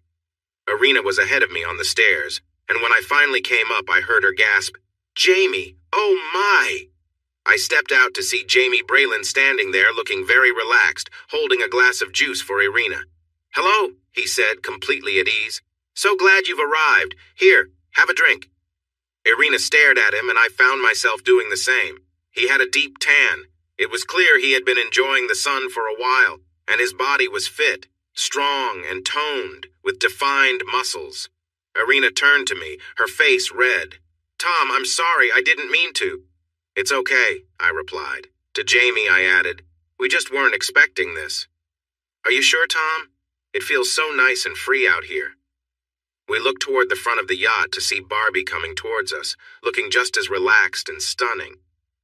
Irina and I both stared at her for a moment, and then Irina buried her face in my shoulder. I said again, "Jamie, Barbie, this is a little too much for us right now, sorry. We'll head back downstairs." They exchanged glances, and Barbie quickly replied, "No, don't go, Tom, sorry. We'll put on our swimsuits, just give us a moment." She grabbed Jamie's trunks and tossed them to him, then put on her own bikini. "There, all dressed," she said when they were both covered up. "How about this?" Their suits were small, but at least they were decent. Irina and I smiled weakly and joined them at the table in the back, shaded by a canopy, where a lovely lunch buffet was set. "We're really sorry," Jamie said with a grin, not looking sorry at all.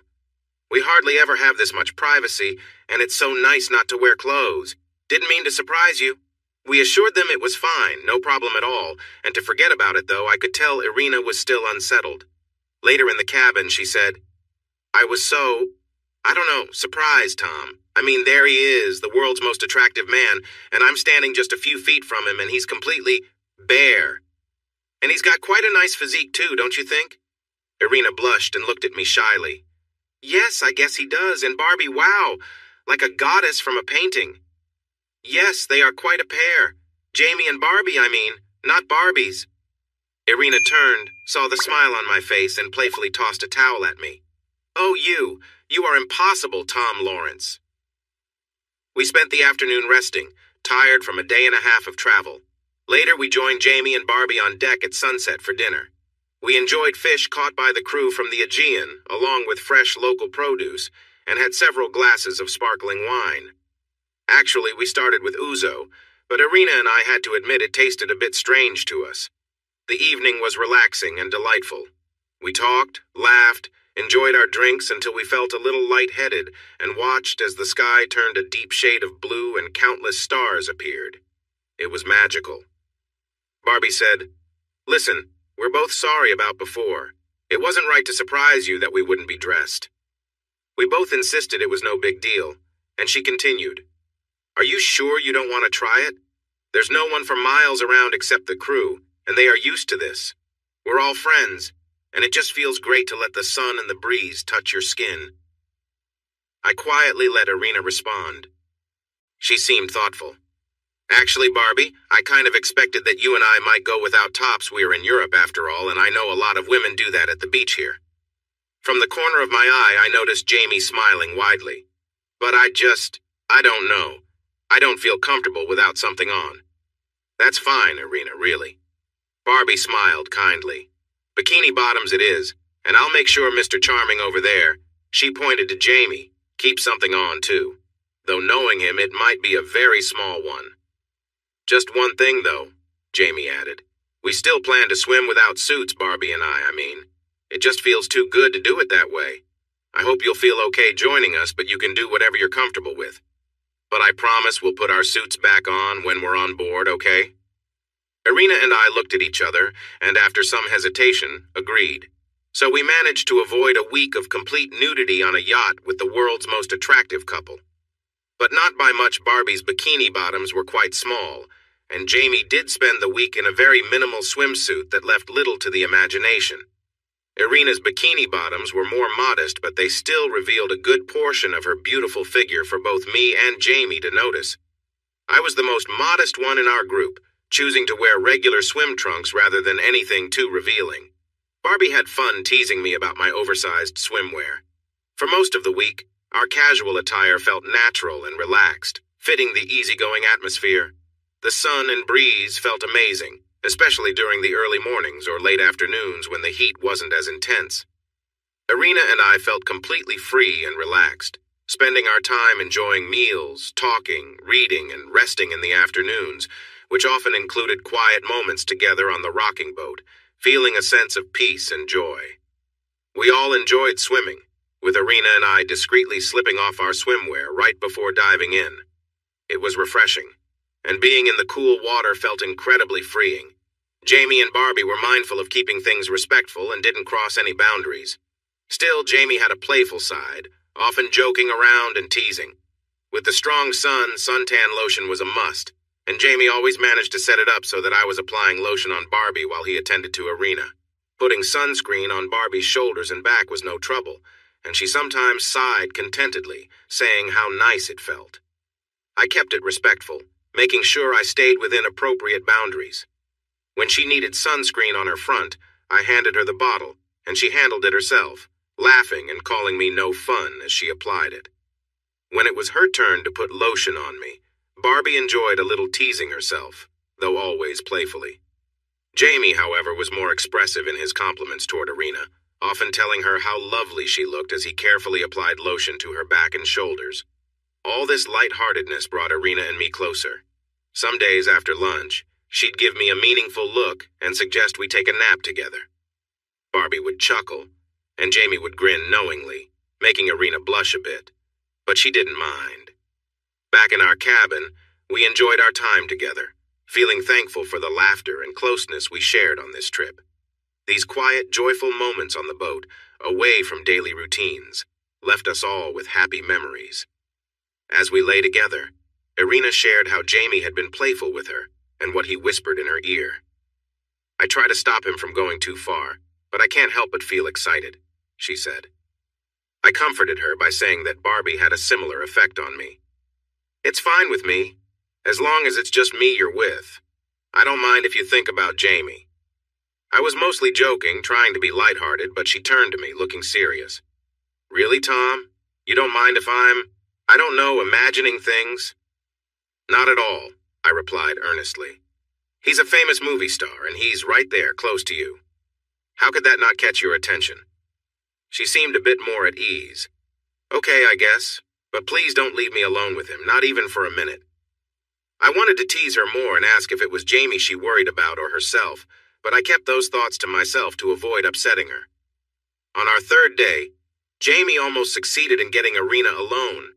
It seemed like he was trying. He and I had been helping each other with sunscreen for our wives, and now they were applying it on us. We both looked a little obvious in our swimwear, but we pretended not to notice. Jamie sat up and said, "Barbie, do you remember where we left that magazine?" Then he looked at me. "You guys have to see this. There's a funny article about us mountain climbing and supposedly arguing at a high altitude. It's in the stateroom, honey. Why don't Tom and I go find it?" Before I could say anything, Barbie grabbed my hand and pulled me toward the stairs. I caught a glimpse of Irina's concerned expression as we passed by her. Thinking quickly, once we reached the bottom of the stairs, I said, "Wait, Barbie. I need to leave my sunglasses up on deck. I won't be able to see well down here." Before she could respond, I turned back to the deck. When I got outside, I saw Irina sitting up with Jamie beside her. He seemed to be moving his hands over her shoulders, but he stopped when he noticed me. "That was quick," he said, sounding a bit annoyed. "I just wanted to leave my sunglasses here," I replied. I moved slowly to the table, pretending to be unsure of where to put them. "Is the article in German?" "I'm not sure I can read it," I said to keep the conversation going, hoping to delay being sent back below again. I chatted for a moment longer, and to my relief, Barbie came outside, holding the magazine. Ira read the article to us, easily translating it from German, and we all laughed together. The rest of the week, Jamie and Barbie didn't try to pull us apart. Most of the time, we enjoyed a relaxing vacation. One night, though, Irina got up after midnight to go to the bathroom and was gone for more than 10 minutes. I was about to check on her when she returned to the cabin, looking a bit surprised. "Tom," she whispered quietly, "you won't believe what I saw." "What was it?" I asked, still waking up. Irina went to lock the cabin door and then jumped onto the bed beside me.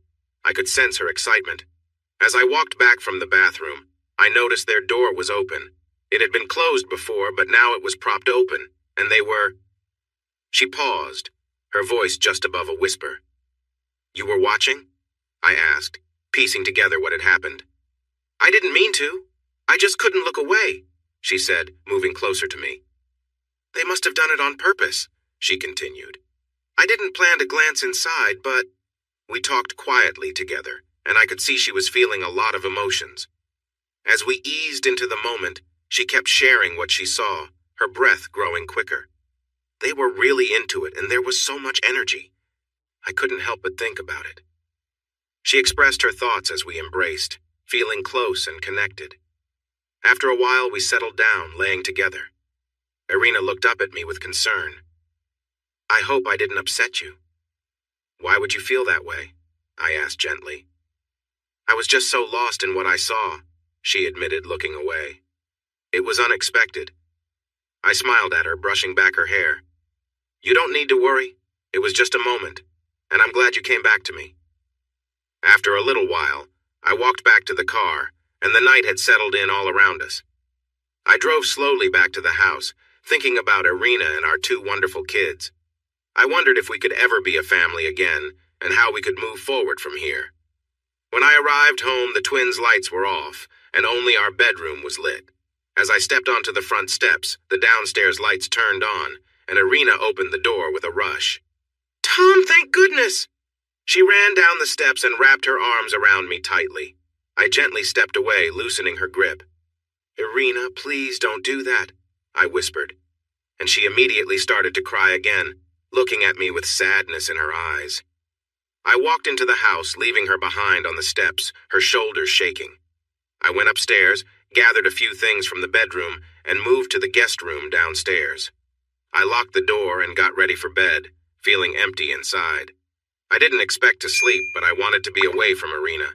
She knocked softly on the door, calling out to me, but I didn't reply. After some time, she left, and to my surprise, I quickly fell into a deep sleep without dreams. As our second year in California began, Irina and I were both feeling happier. She seemed more at ease with our life, our wealth, our home, and her own beauty. I felt proud to see how she interacted with important people and the wealthy parents of our children's friends. Having Elaine, our excellent nanny, live in our guest house allowed us the freedom to take fun weekend trips to San Francisco, New York, or even Paris. It was amazing to think we could afford a quick getaway to Paris. We didn't go often, though. My work at TLI, the company Rick Torgerson and I were building, took up a lot of my time. I was away in Madison several days a month, and often traveling to meet investors or find talented people in Silicon Valley. The work was going well, and it felt great to be busy again. Rick was a fantastic partner, just like when we started working together. I returned from a 2-day trip on a Sunday afternoon in late October. Our driver, Jason, picked me up at the airport, and he seemed unusually quiet. He asked the usual questions about my trip, but didn't share any of his regular stories. "Is everything okay, Jason? You seem a bit off today." There was a pause. Finally, sounding uneasy, he said, "Tom, I don't want to share too much right now, but Irina is a bit upset. You'll see when we get home." I felt a wave of concern. Upset? Why? Is she unwell? Are the twins okay? No, everyone is fine. It's nothing like that. Look, I really don't want to get involved in any trouble. We'll be at the house in 5 minutes, all right? Despite my attempts, I couldn't get him to say anything more. When I entered the house, I found Elaine watching Lily and Earl, who were happily playing on the swings in the yard. We had a loud, joyful reunion, and it took me more than 15 minutes to break away and find Irina. Elaine gave me a serious look, but I didn't understand what it meant. I hurried to the bedroom and saw my wife lying on the bed in her bathrobe. She turned towards me, her face filled with sorrow, and I noticed she had been crying. "Sweetheart, what's wrong?" I rushed to her side, wanting to comfort her, but she pushed me away. "No! Don't touch me, Tom! You'll never want to be close to me again once I—" She broke down, crying loudly and couldn't finish her thought. I knelt down next to her, holding her hands as she cried. She tried to pull away, but I held on. "Irina, please talk to me. Whatever it is, we can handle it, as long as you and the twins are okay." "But I'm not okay," she interrupted, her voice filled with pain. "You'll never be okay again." She took a shaky breath. "Tom, Jamie. Last night I was with Jamie." After she spoke, I fell back into a chair, shocked. I ran out of the house and drove to a spot overlooking the Pacific Ocean. Hours later, I returned and went to sleep in the guest room. After all of that, Monday came, the day I had to face the reality of what happened. I woke up at 7:30 and took a long, hot shower in the guest bathroom, locking the door behind me. When I came out, Irina was waiting for me in the hallway. She looked worn out, as if she hadn't slept all night. Her hair was messy, her eyes puffy, and her face showed the signs of crying. "Tom?" she said softly, as if unsure if she should speak to me. "Well, talk later," I replied. I didn't even want to look at her. "I know we need to talk, but I'm not ready yet." "But I promise I won't overreact, Irina. I won't hurt anyone or file for divorce or leave. But I need some space right now." Without waiting for her response, I turned away to get dressed. After a quiet breakfast alone, during which I read the newspaper without really focusing on it, I sat in my office and called Jason to come over. It was time to figure out what had really happened. When he arrived, looking concerned, I locked the door and had him sit across from my desk. He probably hadn't seen me looking so serious before. "Jason, Irina told me a bit about it. Please fill me in on what you know." He sighed and glanced down for a moment. "Okay, Tom. Do you remember that big party Jamie and Barbie had the night before last?" "Yes," I replied. I knew all about the celebration for Jamie's new movie, and both Irina and I were fine with her going without me. Jamie and Barbie were our good friends after all. "Well, I took Irina there Saturday night and thought I would bring her back home too. But around 11:30, Ned Compton, their driver, came outside and told me I could leave. He said Barbie had invited Irina to stay over after the party, and she would call the next day when she needed a ride home." That made sense. Irina and I had stayed at friends' places after parties before. So I went home, Jason said. Then Barbie called me a little before noon yesterday and asked me to come pick up Irina. Wait, Irina didn't call you herself? Why not? No idea, he replied. So I went to get her and she looked terrible. Not just tired, she looked sad, like something bad had happened. She was still wearing the same party dress, but her hair was messy, and she hadn't put on any makeup or even washed her face. I asked her if she was okay, and she just shook her head. No, she said, I'm not okay. I don't think he'll ever be okay again. Jason told me she didn't say anything else, just cried a little on the way home. What do you think happened? I asked him, looking closely. He was quiet. Jason, I trust you. Please be honest with me, I can handle it. He gave me a sad smile.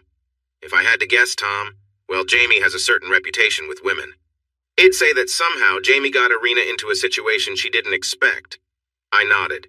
Yeah, that's what she hinted at. But not that she sent you home, that seems planned, doesn't it? Jason didn't reply, and we sat in silence for a couple of minutes. Okay, Jason, thanks, I said, getting up. As he opened the door, he said, Listen, Tom, I'm really sorry. I am too, I said, watching him leave. I sat in my office and made a few calls, rescheduling a trip to Northern California that I hadn't planned to take for another 10 days. I wanted to get out of the house. I went upstairs and packed an overnight bag. Then I wrote a short note to Irina and left it on the kitchen table. I'm going to be away for 3 days. We'll talk when I get back, I promise. But I need some time right now. Please take care of the twins and don't worry. Tom. I tried to end the note with, Love, Tom, to comfort her, but I just couldn't write it. I did love her. She was my whole life, but I wasn't ready to put that down on paper. The time away didn't help much, except that I was busy, too busy to think about Irina all the time. I got busy with meetings, interviews, and planning sessions, things that I was good at and could focus on. Sometimes I could push thoughts of her and Jamie away for about 15 minutes, then they would hit me hard. Once I must have shown my feelings during a meeting because the vice president of strategic planning at Optimal Software stopped to ask if I was okay. It took a moment for me to gather myself enough to reply. I had been caught up in a troubling daydream, seeing Jamie with Irina, images that I couldn't shake. Still, the days were mostly bearable. The nights, however, in a nice hotel suite were tough. I brought a few books, but I couldn't concentrate. I ended up watching some not-so-great movies on pay-per-view, and on the second night, I forced myself to drink enough scotch to fall asleep. It wasn't worth it. The next day I felt tired, sad, and had a bad headache. The thoughts occupied my mind a lot. I kept picturing Irina with Jamie, those images playing over and over. How could I compete with someone so charming and fit? Not wanting to talk to Irina or hear her voice, I texted her once a day just to let her know I was okay. On Thursday, I sent a message saying, "You'll be home tomorrow night for dinner. Let's talk when the twins are asleep."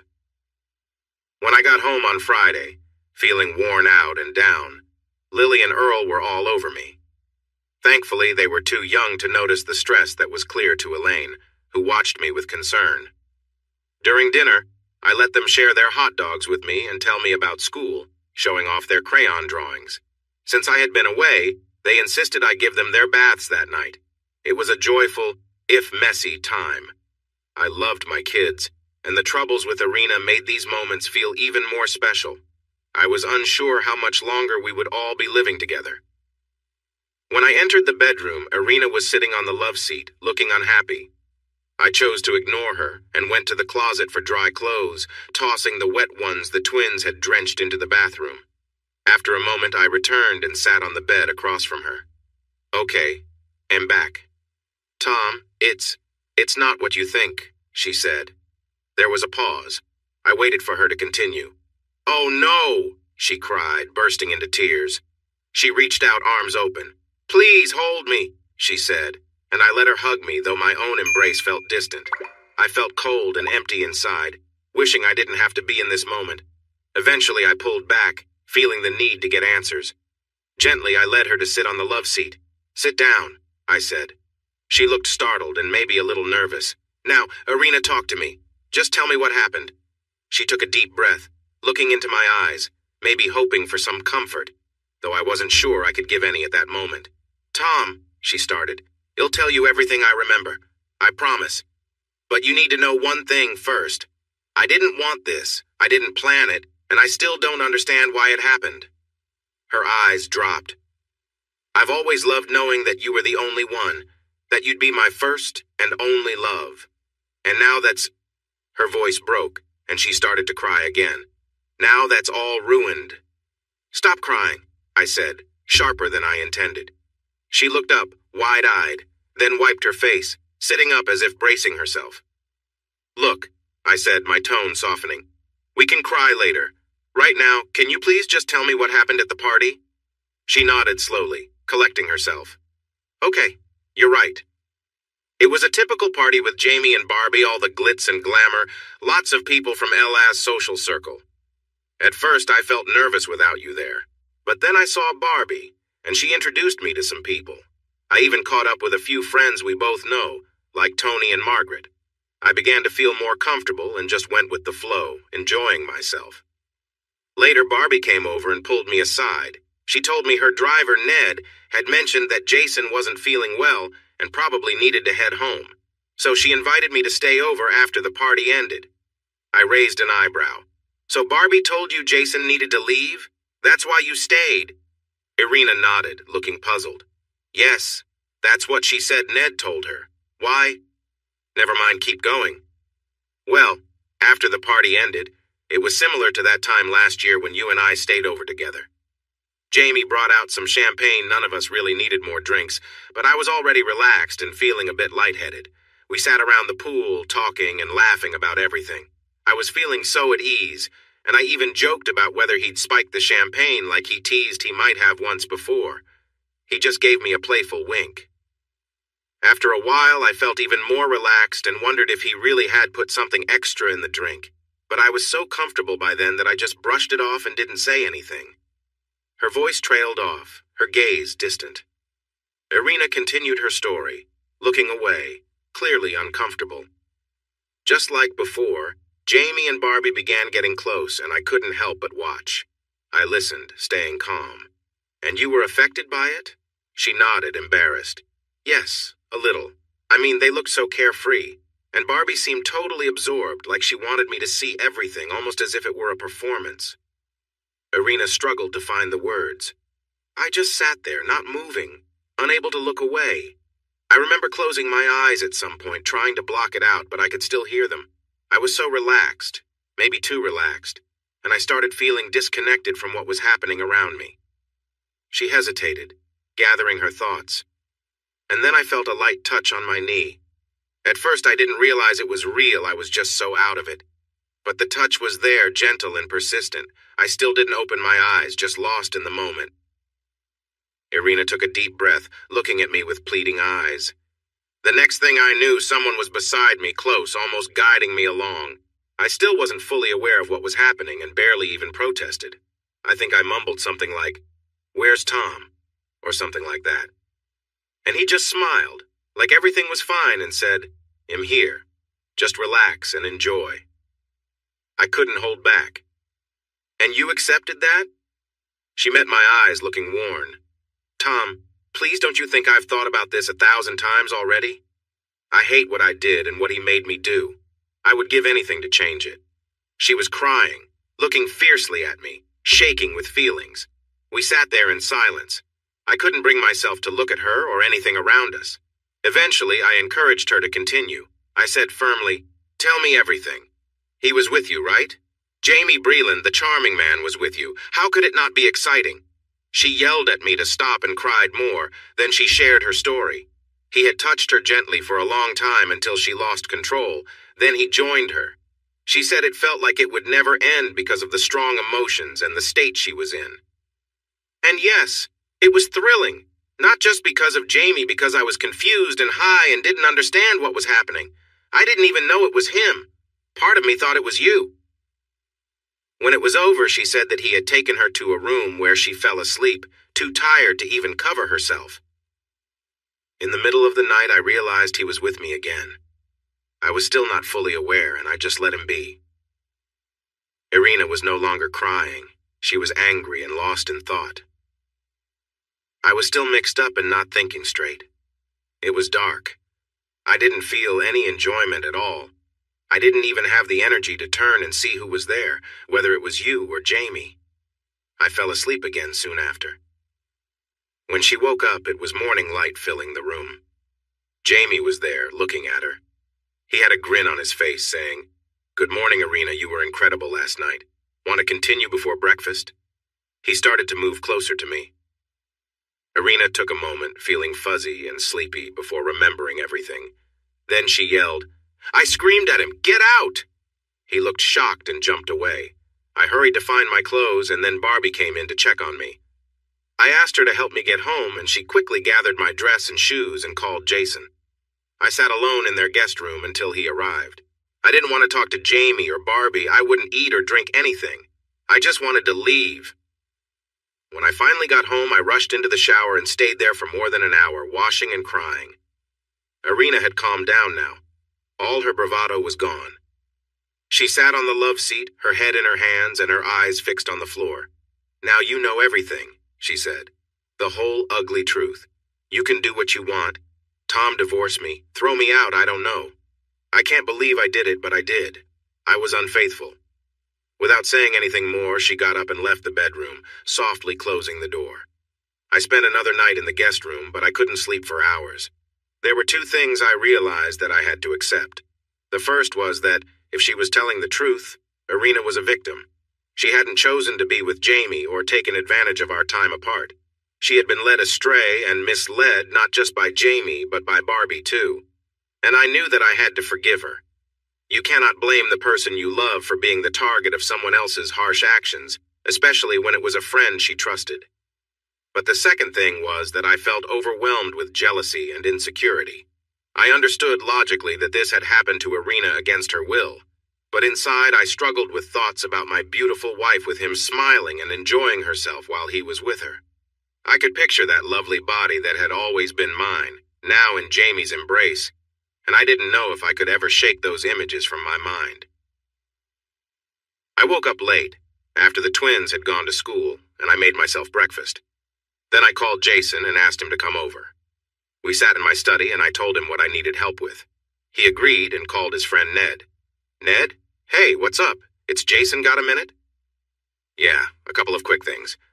I just wanted to know about Saturday night when you said I could leave. Did Irina tell you she was staying over?" "Uh-huh. So it was Barbie's idea? Okay, no reason to ask, just curious." "Anyway, the main thing is, Tom wants to talk to Barbie privately. He's planning a surprise for Irina and wants her advice. What's her schedule like today?" "Yeah, that sounds good. Great. Do you think you could swing by here around 12:15? Awesome, I'll let him know. Thanks, man. Bye." Jason hung up and smiled at me. Ned said that Barbie told him to send me home the other night. He never saw Irina at all. Also, Barbie is going into the studio this afternoon for a meeting. He offered to pick you up on his way to get her so you two can talk in the car. If you want, I can pick you up when you're done. Great, Jason, thanks, I replied. When Barbie got into the car, she was surprised to see me. She looked a little wary. Tom? Oh, hi. Nice to see you. This is unexpected. I gave her a friendly kiss on the cheek, which was our usual greeting. Hello, Barbie. You look lovely as always. I wanted to see if I could talk to you for a few minutes while Ned drives you to the studio. I pressed the button to raise the privacy glass between us and Ned. Once it was up, I turned to her, not giving her much time to prepare. Barbie, I'm not happy about Jamie's actions at your house the other night. I thought you were our friend. How could you let that happen? She looked unhappy and wouldn't meet my gaze. I'm sorry, Tom. If it were up to me, it wouldn't have gone this way. What do you mean by that? I replied, feeling angry. Irina mentioned you were involved. You should tell me what happened. She sighed. What happened is usually what occurs when Jamie is interested in someone new. I'm really sorry, Tom. I care for Irina, and I don't see her that way. But when Jamie is attracted to someone, he tends to go after what he wants. She looked at me. Do you remember a year ago after our big party when we all shared some drinks and he and I started getting close? That was meant to be the start of a fun night for everyone. Jamie with Irina, me with you. But you didn't want to join in. I was surprised, not by the memory, but by how casually she said it. You wanted to be with me? She answered calmly, Not exactly, Tom. I like you a lot, but I'm happy being with Jamie. You being involved would have just been a way for Jamie to get what he wanted. And after that didn't happen like it didn't on our trip last spring, he wanted it even more. I was a bit confused. So you're saying that when Jamie wants to be with a woman, you help by being with her partner? She nodded, looking sad. It does sound bad, doesn't it? I leaned back. So, Barbie, can you tell me what happened that night? Pretty much what happened a year ago, just with the four of us. Jamie put something in the champagne, and this time I think he gave Irina a bigger dose.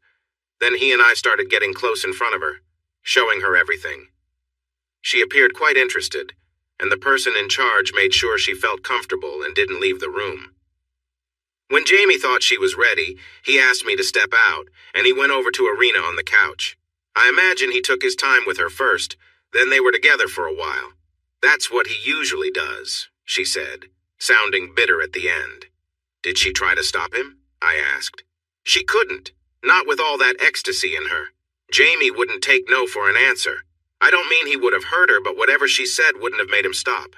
She was feeling so relaxed that she couldn't have resisted him. We sat in silence for a moment, considering the betrayal of my so-called friends. And what happened next? The following morning? I'm really sorry, Tom, she replied. Usually women are excited to be with the famous Jamie Breland, the world's sexiest man. They can tell their friends, I was with Jamie Breland. The hard part is getting rid of them afterward. But when Irina woke up and saw Jamie there, she went wild. She started yelling for him to leave her alone. He was shocked, really. The thought that a woman would be upset after being with him was just beyond him. So he went and hid in the bedroom, and I helped her get dressed and called your driver to come pick her up. She was in bad shape, Tom. After she calmed down, she seemed so distant she wouldn't even talk to me. Finally, she looked me in the eye. I really am sorry about this. I held back the angry words that rose up inside me. How did Irina end up spending the night in the first place? That was Jamie's idea, she explained. He wanted another chance with her, thinking he would have better luck with you gone. So he had me send Ned to tell your driver to go home, and then I told Irina that he was feeling unwell and needed to leave, and she could stay over. Why wouldn't she believe me? We're friends, so she didn't think twice about it. Again, Barbie sounded bitter. Why, Barbie? I just don't understand. I can see why Jamie might want to be with every beautiful woman he meets, even though he's married to you. But why would you allow it? Why would you help him with this? How could you have treated Irina like that? We thought you were one of our closest friends. She sighed and looked at me earnestly. Try to understand, Tom. When Jamie and I first got together, I was getting small parts in minor films. Now that I'm married to the biggest star in Hollywood, I'm getting lead roles in major romantic comedies. My last movie earned $160 million, and studios are offering me nearly $10 million a film. I know Jamie is the star, the one with the talent, the major heartthrob. If we broke up, my career would be back to square one within a year. Do you think I enjoy watching my husband go after every other woman he notices? Or that I enjoy getting involved with other men just to help Jamie get what he wants? She shook her head in frustration. So, I said slowly, it's all for your career. I let the words sink in, thick with sarcasm. I honestly don't know which of you is more pathetic or disappointing, whether it's you or Jamie, I added quietly. Not wanting to spend another moment in the car, I lowered the window and asked Ned, the driver, to drop me at the corner. Without looking back, I stepped out of the car. I think I heard Barbie say, "I'm sorry, Tom," as the door closed. I walked a block to a Dunkin' Donuts and called Jason, asking if he could come pick me up. Later, I found Irina sitting in the backyard, looking tired and lost as she gazed out at the pool. "Will you come for a drive with me?" I asked. She looked up, searching my face for a hint of what I was feeling. She seemed worn and uncertain, but she nodded. "Of course, Tom. Let me grab my shoes." I drove us to our favorite overlook in Malibu, a quiet spot where we could see the ocean stretch out to the horizon. We walked to the edge and sat together on a rock, and I gently wrapped my arm around her, drawing her close. "I spoke to Barbie today," I said.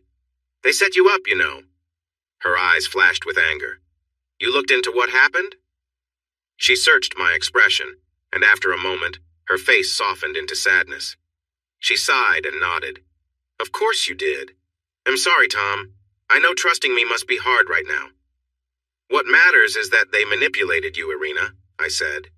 She looked shocked, and I continued. They made up the story about Jason needing to leave so you'd stay there alone.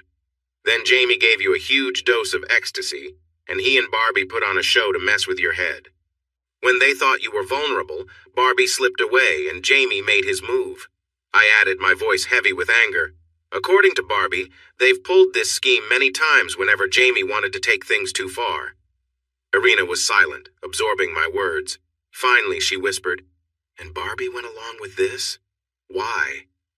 It's all about her career, I replied. Being married to Jamie keeps her relevant.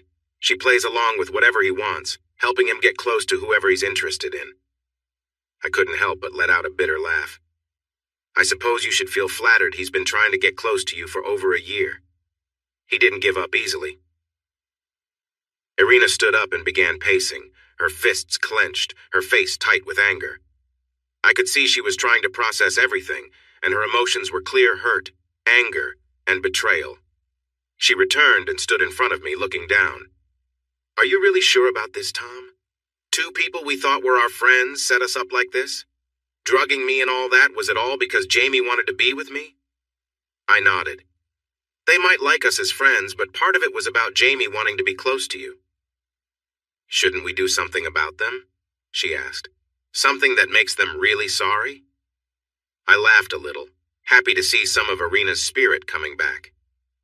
That sounds like a plan, but we might run into some problems figuring it out. She walked around, deep in thought. After a moment, she said hesitantly, So where does that leave us? It leaves us needing to heal. You have to move past being hurt by people you trusted. I have to get over feeling like I let you down and wasn't there to protect you. Oh, Tom, she said, wrapping her arms around me. I know we can get through this. She held me tight, with tears in her eyes. But there's more. I also have to deal with what's in my head. You and Jamie, the guy that so many people admire him being close to you. The thought of him with you keeps playing in my mind. But Tom, she said, I was drugged. I didn't even know what I was doing. I almost thought it was you. I understand that, Irina, truly I do, I said softly. But it doesn't mean those thoughts just vanish. And I am scared that I won't be what you need compared to him. Irina stepped back and looked up at me with a serious, intense expression. Tom, listen to me. That idea is just wrong. It doesn't make sense. I never wanted anything to do with Jamie. The confusion I felt was because I was under the influence. The only person I've ever wanted to be close to is you from the moment we met at that party. I smiled at her. Can you honestly say you've never thought about Jamie after that party? After seeing him on the boat or being with someone else? You've never imagined being close to him or how he looked? She didn't look away. Sure, I have at times. Everyone has fantasies, Tom. You've probably thought about others too, right? So what? We all have dreams. They don't mean I wanted to be with Jamie or anyone else, just like I don't think you wanted anyone else. The difference, I said slowly, is that you were with him. I know you didn't mean for it to happen, but it did, and it's going to take me some time to process that. Irina looked at me with sadness and finally nodded. I wrapped my arms around her again, and we stood together quietly, gazing out at the Pacific Ocean. Ralph stood up to greet me with a handshake and looked at me with interest as we took our seats on either side of his desk. So, Tom, what brings you here today? I smiled back at him. Ralph Elliott had been our lawyer since Irina and I arrived in California. At first, he seemed like a serious man, but I learned that he had a funny side hidden beneath his calm exterior. He took his job seriously, but he didn't take himself too seriously, especially not in the wild Hollywood world. First, Ralph, can we just confirm that our conversation is confidential, right? I mean, it's attorney-client privilege. He raised an eyebrow with a grin. Of course, Tom. What are you planning, a big heist? Not that you would need to do that. Seriously, unless I find out about something illegal from you that I need to report, everything we discuss is completely private. Okay, so let's say, just for discussion's sake, that a friend of mine wants a little help with something tricky. Not illegal, but he wants it done quietly and away from him. Could you, as my lawyer, suggest someone trustworthy who he could talk to over the phone without meeting in person?" Ralph smiled wider. "Oh, Tom Lawrence, the good guy. What has happened to you? All right, let me think." He paused for a moment, his hands clasped together. "I could probably set up for your friend to speak with someone discreet. You could think of him as a connection of a connection, I suppose. We can keep this private on both sides. Of course, there's the issue of trust. Will the person I recommend do what he's supposed to do? And will your friend keep his promises when it comes to payment? For that reason, I suggest a step-by-step plan. Your friend should create a detailed plan with smaller tasks and payments linked to each one. This way, as they complete each step and make payments, both sides can feel more secure about each other." We chatted a bit longer, and Ralph shared a lot of helpful advice about timing, ways to communicate, like using disposable phones at set times, and more. I could tell he was curious but skillfully held back from asking too much. We agreed that he would reach out to the person he had in mind. If that person was interested, Ralph would give me a private contact number for him. As I was getting ready to leave, Ralph said, "Tell your friend to be careful, Tom. I'd hate for this to cause any trouble for you, or should I say him? You're a successful businessman with a strong reputation and a nice family." I felt uneasy about this last comment, but didn't say anything. Just smiled, thanked him, and left the office. 4 days later, I made my first contact with Ralph's associate. He told me to call him Mo and said I would be Larry. Without giving too many details, I shared my general plan with him, and he decided our target would be Curly. It seemed he liked old TV shows. As Ralph suggested, I broke down the project into nearly 24 tasks and made a payment plan for each. After some discussion, we agreed on a total of around $2. $3 million, which included over $1 million for various costs. I wanted this done properly. I bought 2 phones and left one for Mo under a bench in a suburban park, along with $10,000 in cash in an envelope, following his instructions. The money was to show Mo I meant business, and I truly did. As the project moved forward, I made further payments through fake companies that Ralph helped me create on behalf of my friend. These were legal arrangements that kept my involvement mostly hidden. While it was not completely foolproof, Ralph assured me that there were enough layers to protect me from serious investigation. It wasn't until Mo had started preparing several parts of the plan that I revealed Curly's true identity. I could almost hear him smile over the phone. And what did I get for my $2? $3 million after more than 6 months? The headlines in the LA newspapers when everything unfolded were quite telling. Movie star in scandal. Jamie Boyland? Breland in controversy with 18-year-old. Studios moving to cancel Breland contracts. World's sexiest man image at risk. The stories and accompanying photos were just as shocking as the headlines. A photographer had caught Jamie in a compromising situation with an 18-year-old male model named Hank Werner. The pictures showed Jamie in a very questionable scene that raised many eyebrows. The scandal dominated the news for weeks, and for many entertainment channels, it was the only story for days. Was Jamie Breland involved in a same-gender relationship? What about his marriage to Barbie? Was this the end of his career? His lawyers threatened to take legal action to restore his movie contracts, but would they succeed? Would People magazine change his sexiest man status? And so it went. Jamie insisted he had been tricked. He claimed he went to a dark room to meet a beautiful model named Nicole Chesnov, whom he had met at a party in Los Angeles a few weeks earlier. Jamie said that Nicole called him a few times after their first meeting. She told him she would be in Chicago while he was there for Barbie's movie promotion. While Barbie was busy with interviews, Jamie met Nicole for a drink in a private area of the Drake's bar. He said Nicole then invited him up to a room for an intimate encounter, but only in complete darkness, claiming it was more thrilling that way. When Jamie got to the room, he claimed that Nicole whispered for him to come in and close the door. She then took his hand and led him to the bed. In the darkness, he said he could tell it was Nicole because of her perfume. Suddenly, the lights turned on, and to his shock, a photographer appeared. Jamie realized he was not with Nicole, but with a young man he had never seen before. Jamie insisted he had always been straight and never had any same-sex encounters before. He even managed to apologize to Barbie for what he called cheating. What a thoughtful guy. Jamie and his public relations team had hoped to convince people of his unlikely story until the tabloids began digging through their archives. The National Enquirer, along with People, Us, and the TV networks, showed numerous photos of Jamie with Nicole from the Los Angeles party. In many of these photos, Nicole was seen introducing Jamie to a young man named Hank Werner. To make things worse, both Nicole and Hank strongly denied Jamie's claims. Nicole confirmed she had introduced Jamie to Hank and mentioned that he seemed quite taken with him. She admitted meeting Jamie at the Drake bar, but said Jamie had asked her to set up a meeting for him with Hank. Hank supported this story and added that Jamie had been calling and texting him for weeks.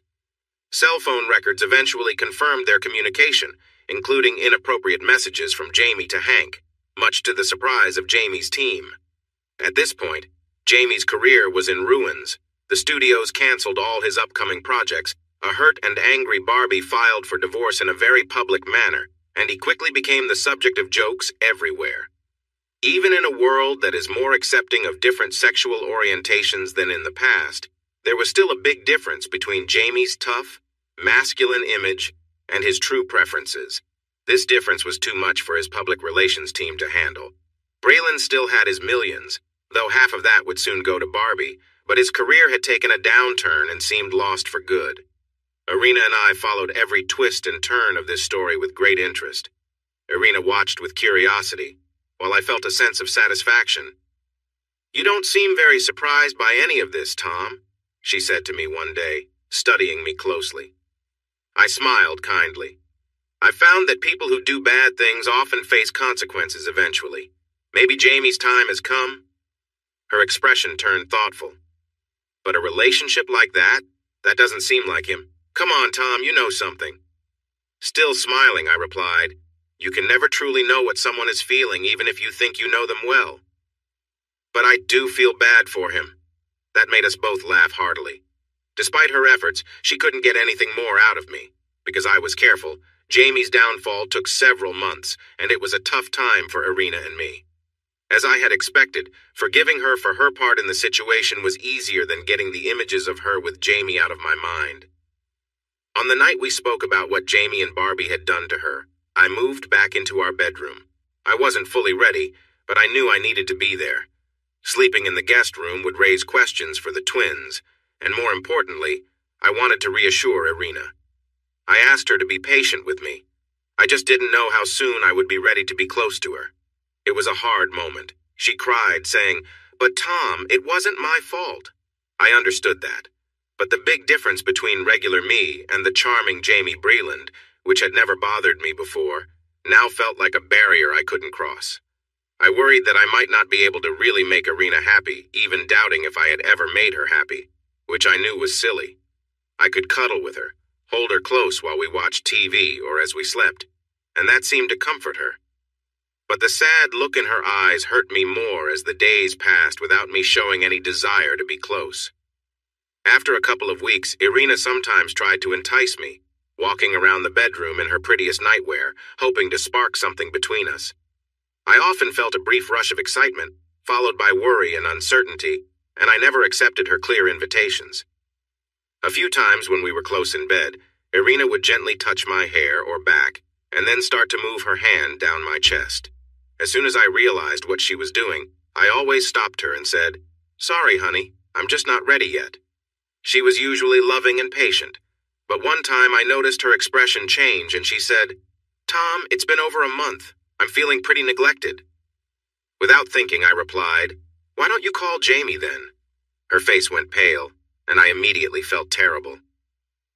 I'm so sorry, please, Irina, forgive me. I shouldn't have said that." She didn't cry that time.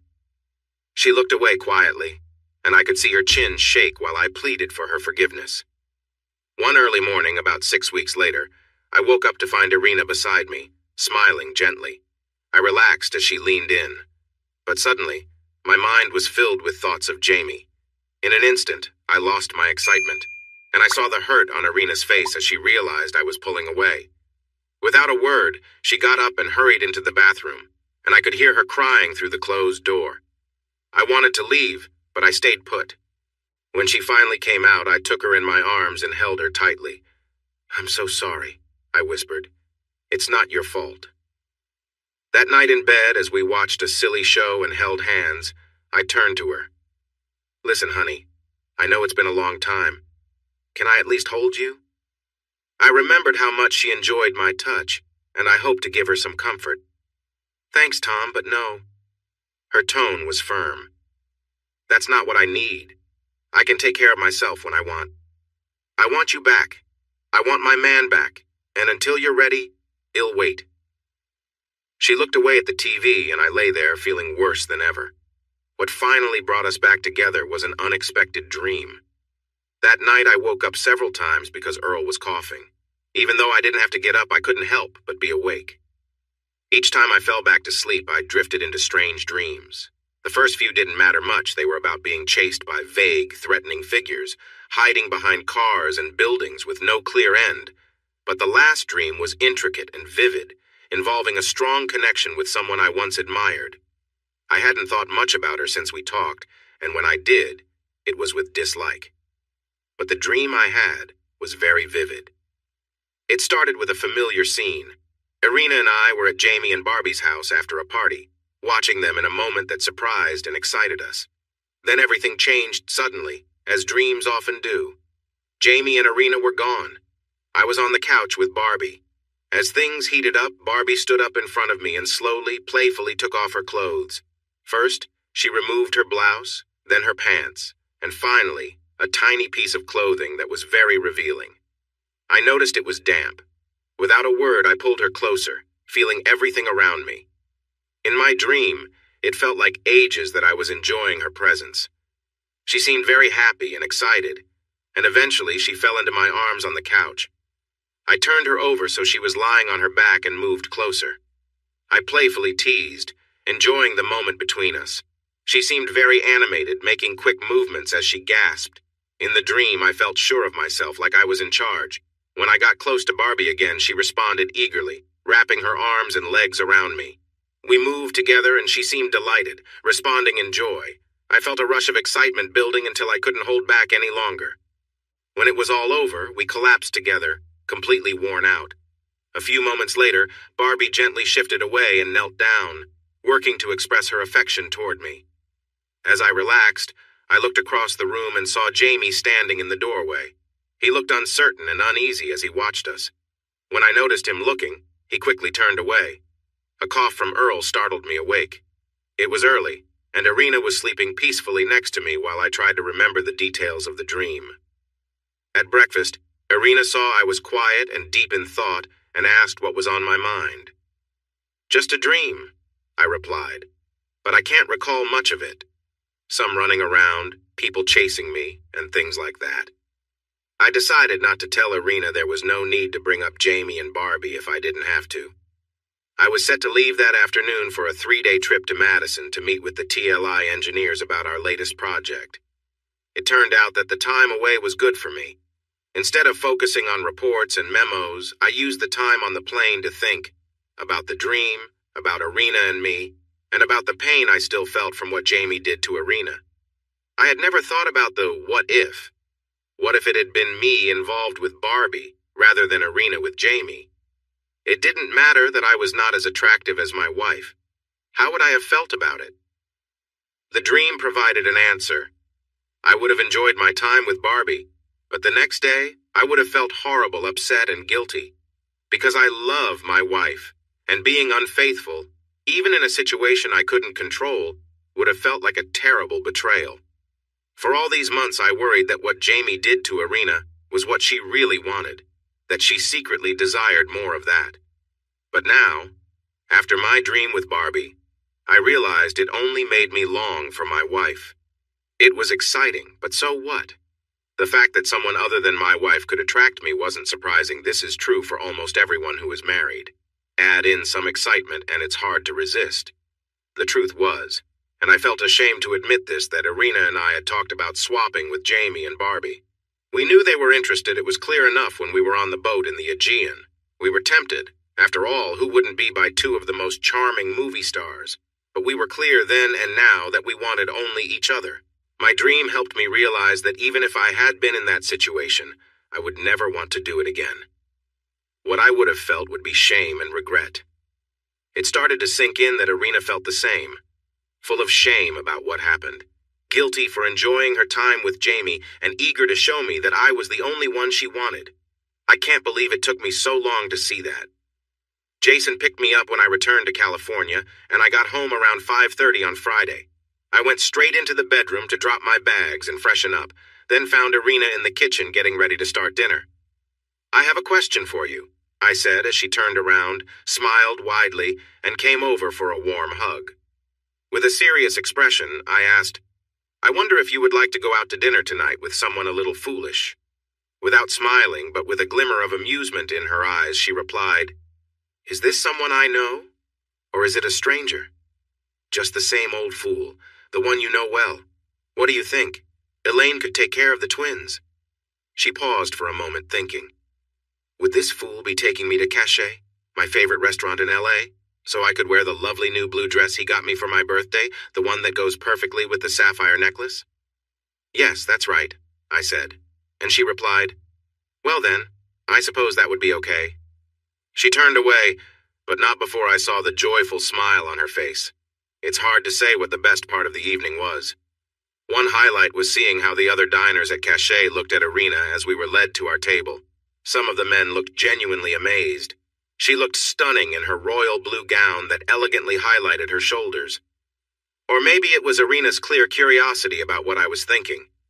She could tell something was on my mind, but I didn't explain it, and she didn't press me, likely sensing that it was more exciting that way. Instead, we talked about friends and the twins, and I shared updates about the latest TLI project and how enjoyable it was to work with Rick. We also tossed around vacation ideas for the summer. I had given Jason the night off, so after dinner, I drove us to our favorite scenic spot in Malibu. We sat close together, her head resting on my shoulder, admiring the stars above the Pacific, enjoying the silence and comfort of being together. When we got home, we quietly checked on the twins and sent Elaine to bed, then walked arm in arm to our bedroom. After closing the door behind us, I took Irina in my arms and kissed her deeply, cherishing the feeling of being so close to her. I whispered softly in her ear, "Do you usually spend time with foolish people?" She laughed lightly, leaning back to look into my eyes. "Not usually, almost never, in fact. But I might be willing to make an exception for you if you really want to." I kissed her again. "Believe me, I really want to." We took our time, helping each other with our clothes, hanging my suit and her dress up carefully in the closet, and putting our shoes and socks away, all while playfully bumping against each other as we moved. I was so eager to be with her that I could hardly breathe, and I felt that Irina felt the same way. When she was completely comfortable, she smiled and said, "I think I might just go brush my teeth," and started to walk toward the bathroom. I lost my patience. I gently took her arm and brought her toward the bed. "Sweetheart, I'm sorry, but I can't wait," I said. We fell onto the bed together, and I was showering her with kisses on her face and neck, holding her close. "Oh, darling, I've missed you," she said, pulling me tight. We were both filled with longing, and in just a minute, we were lost in each other, feeling so happy. It had been nearly 4 months since we had last been together. We moved quickly and passionately, wrapped up in each other. Her arms holding me tight, my face nestled in her neck. I knew I wouldn't be able to last long, but just as I felt that wave coming over me, I could sense her joy, and we shared that moment together, breathless and overwhelmed with happiness. I can't even begin to describe how wonderful it felt. Afterward, there was a peaceful silence. We lay next to each other, a little warm and tired, arms around each other, completely content. It was probably half an hour before she propped herself up on her elbow, smiling sweetly, and started to kiss me, my lips, my eyes, all around my face. This got us going again. We were back to touching and holding each other, finally moving into a slow and loving embrace filled with kisses and smiles. No rush, just two people happy to be close together. We didn't need to say a word. I thought we might talk that evening, but once we finished, we were both so exhausted. I pulled the blanket over us, and we fell asleep almost immediately. The next morning, We finally talked. After we got up, smiling and feeling good, we dressed Earl and Lily, fed them, and sent them off for a picnic with Elaine. Then we took our coffee out to the patio. We sat next to each other at the table, our elbows and shoulders just touching. I told her about a dream I had. She listened with a smile, and when I finished, she said, "So you finally got to be with Barbie after all. Sounds like it was pretty exciting." I smiled back. It was. Very intense. And when I woke up, I realized I wouldn't want to do that again. And that's when it hit me. I took her hand. "I'm sorry I've been so foolish. I'm sorry I held back from you for so long when what you needed was my love and support.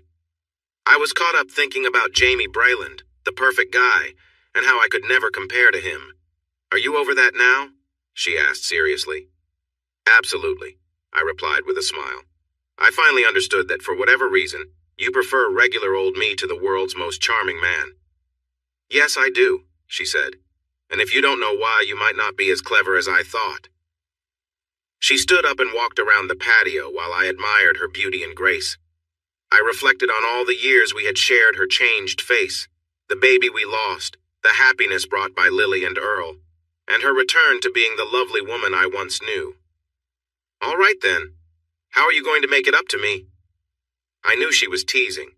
She had that playful look, arms crossed, pretending to be stern, almost like a teacher who was disappointed with a student. "Well," I said, pretending to think hard, "how about I take you to Cancun for a week, just the two of us?" "And?" she prompted, keeping her serious face. "And we stay at that nice hotel we both like." And we eat dinner every night at one of the best restaurants and then go dancing afterward. And I'll take you shopping for a few new swimsuits and maybe a dress or two.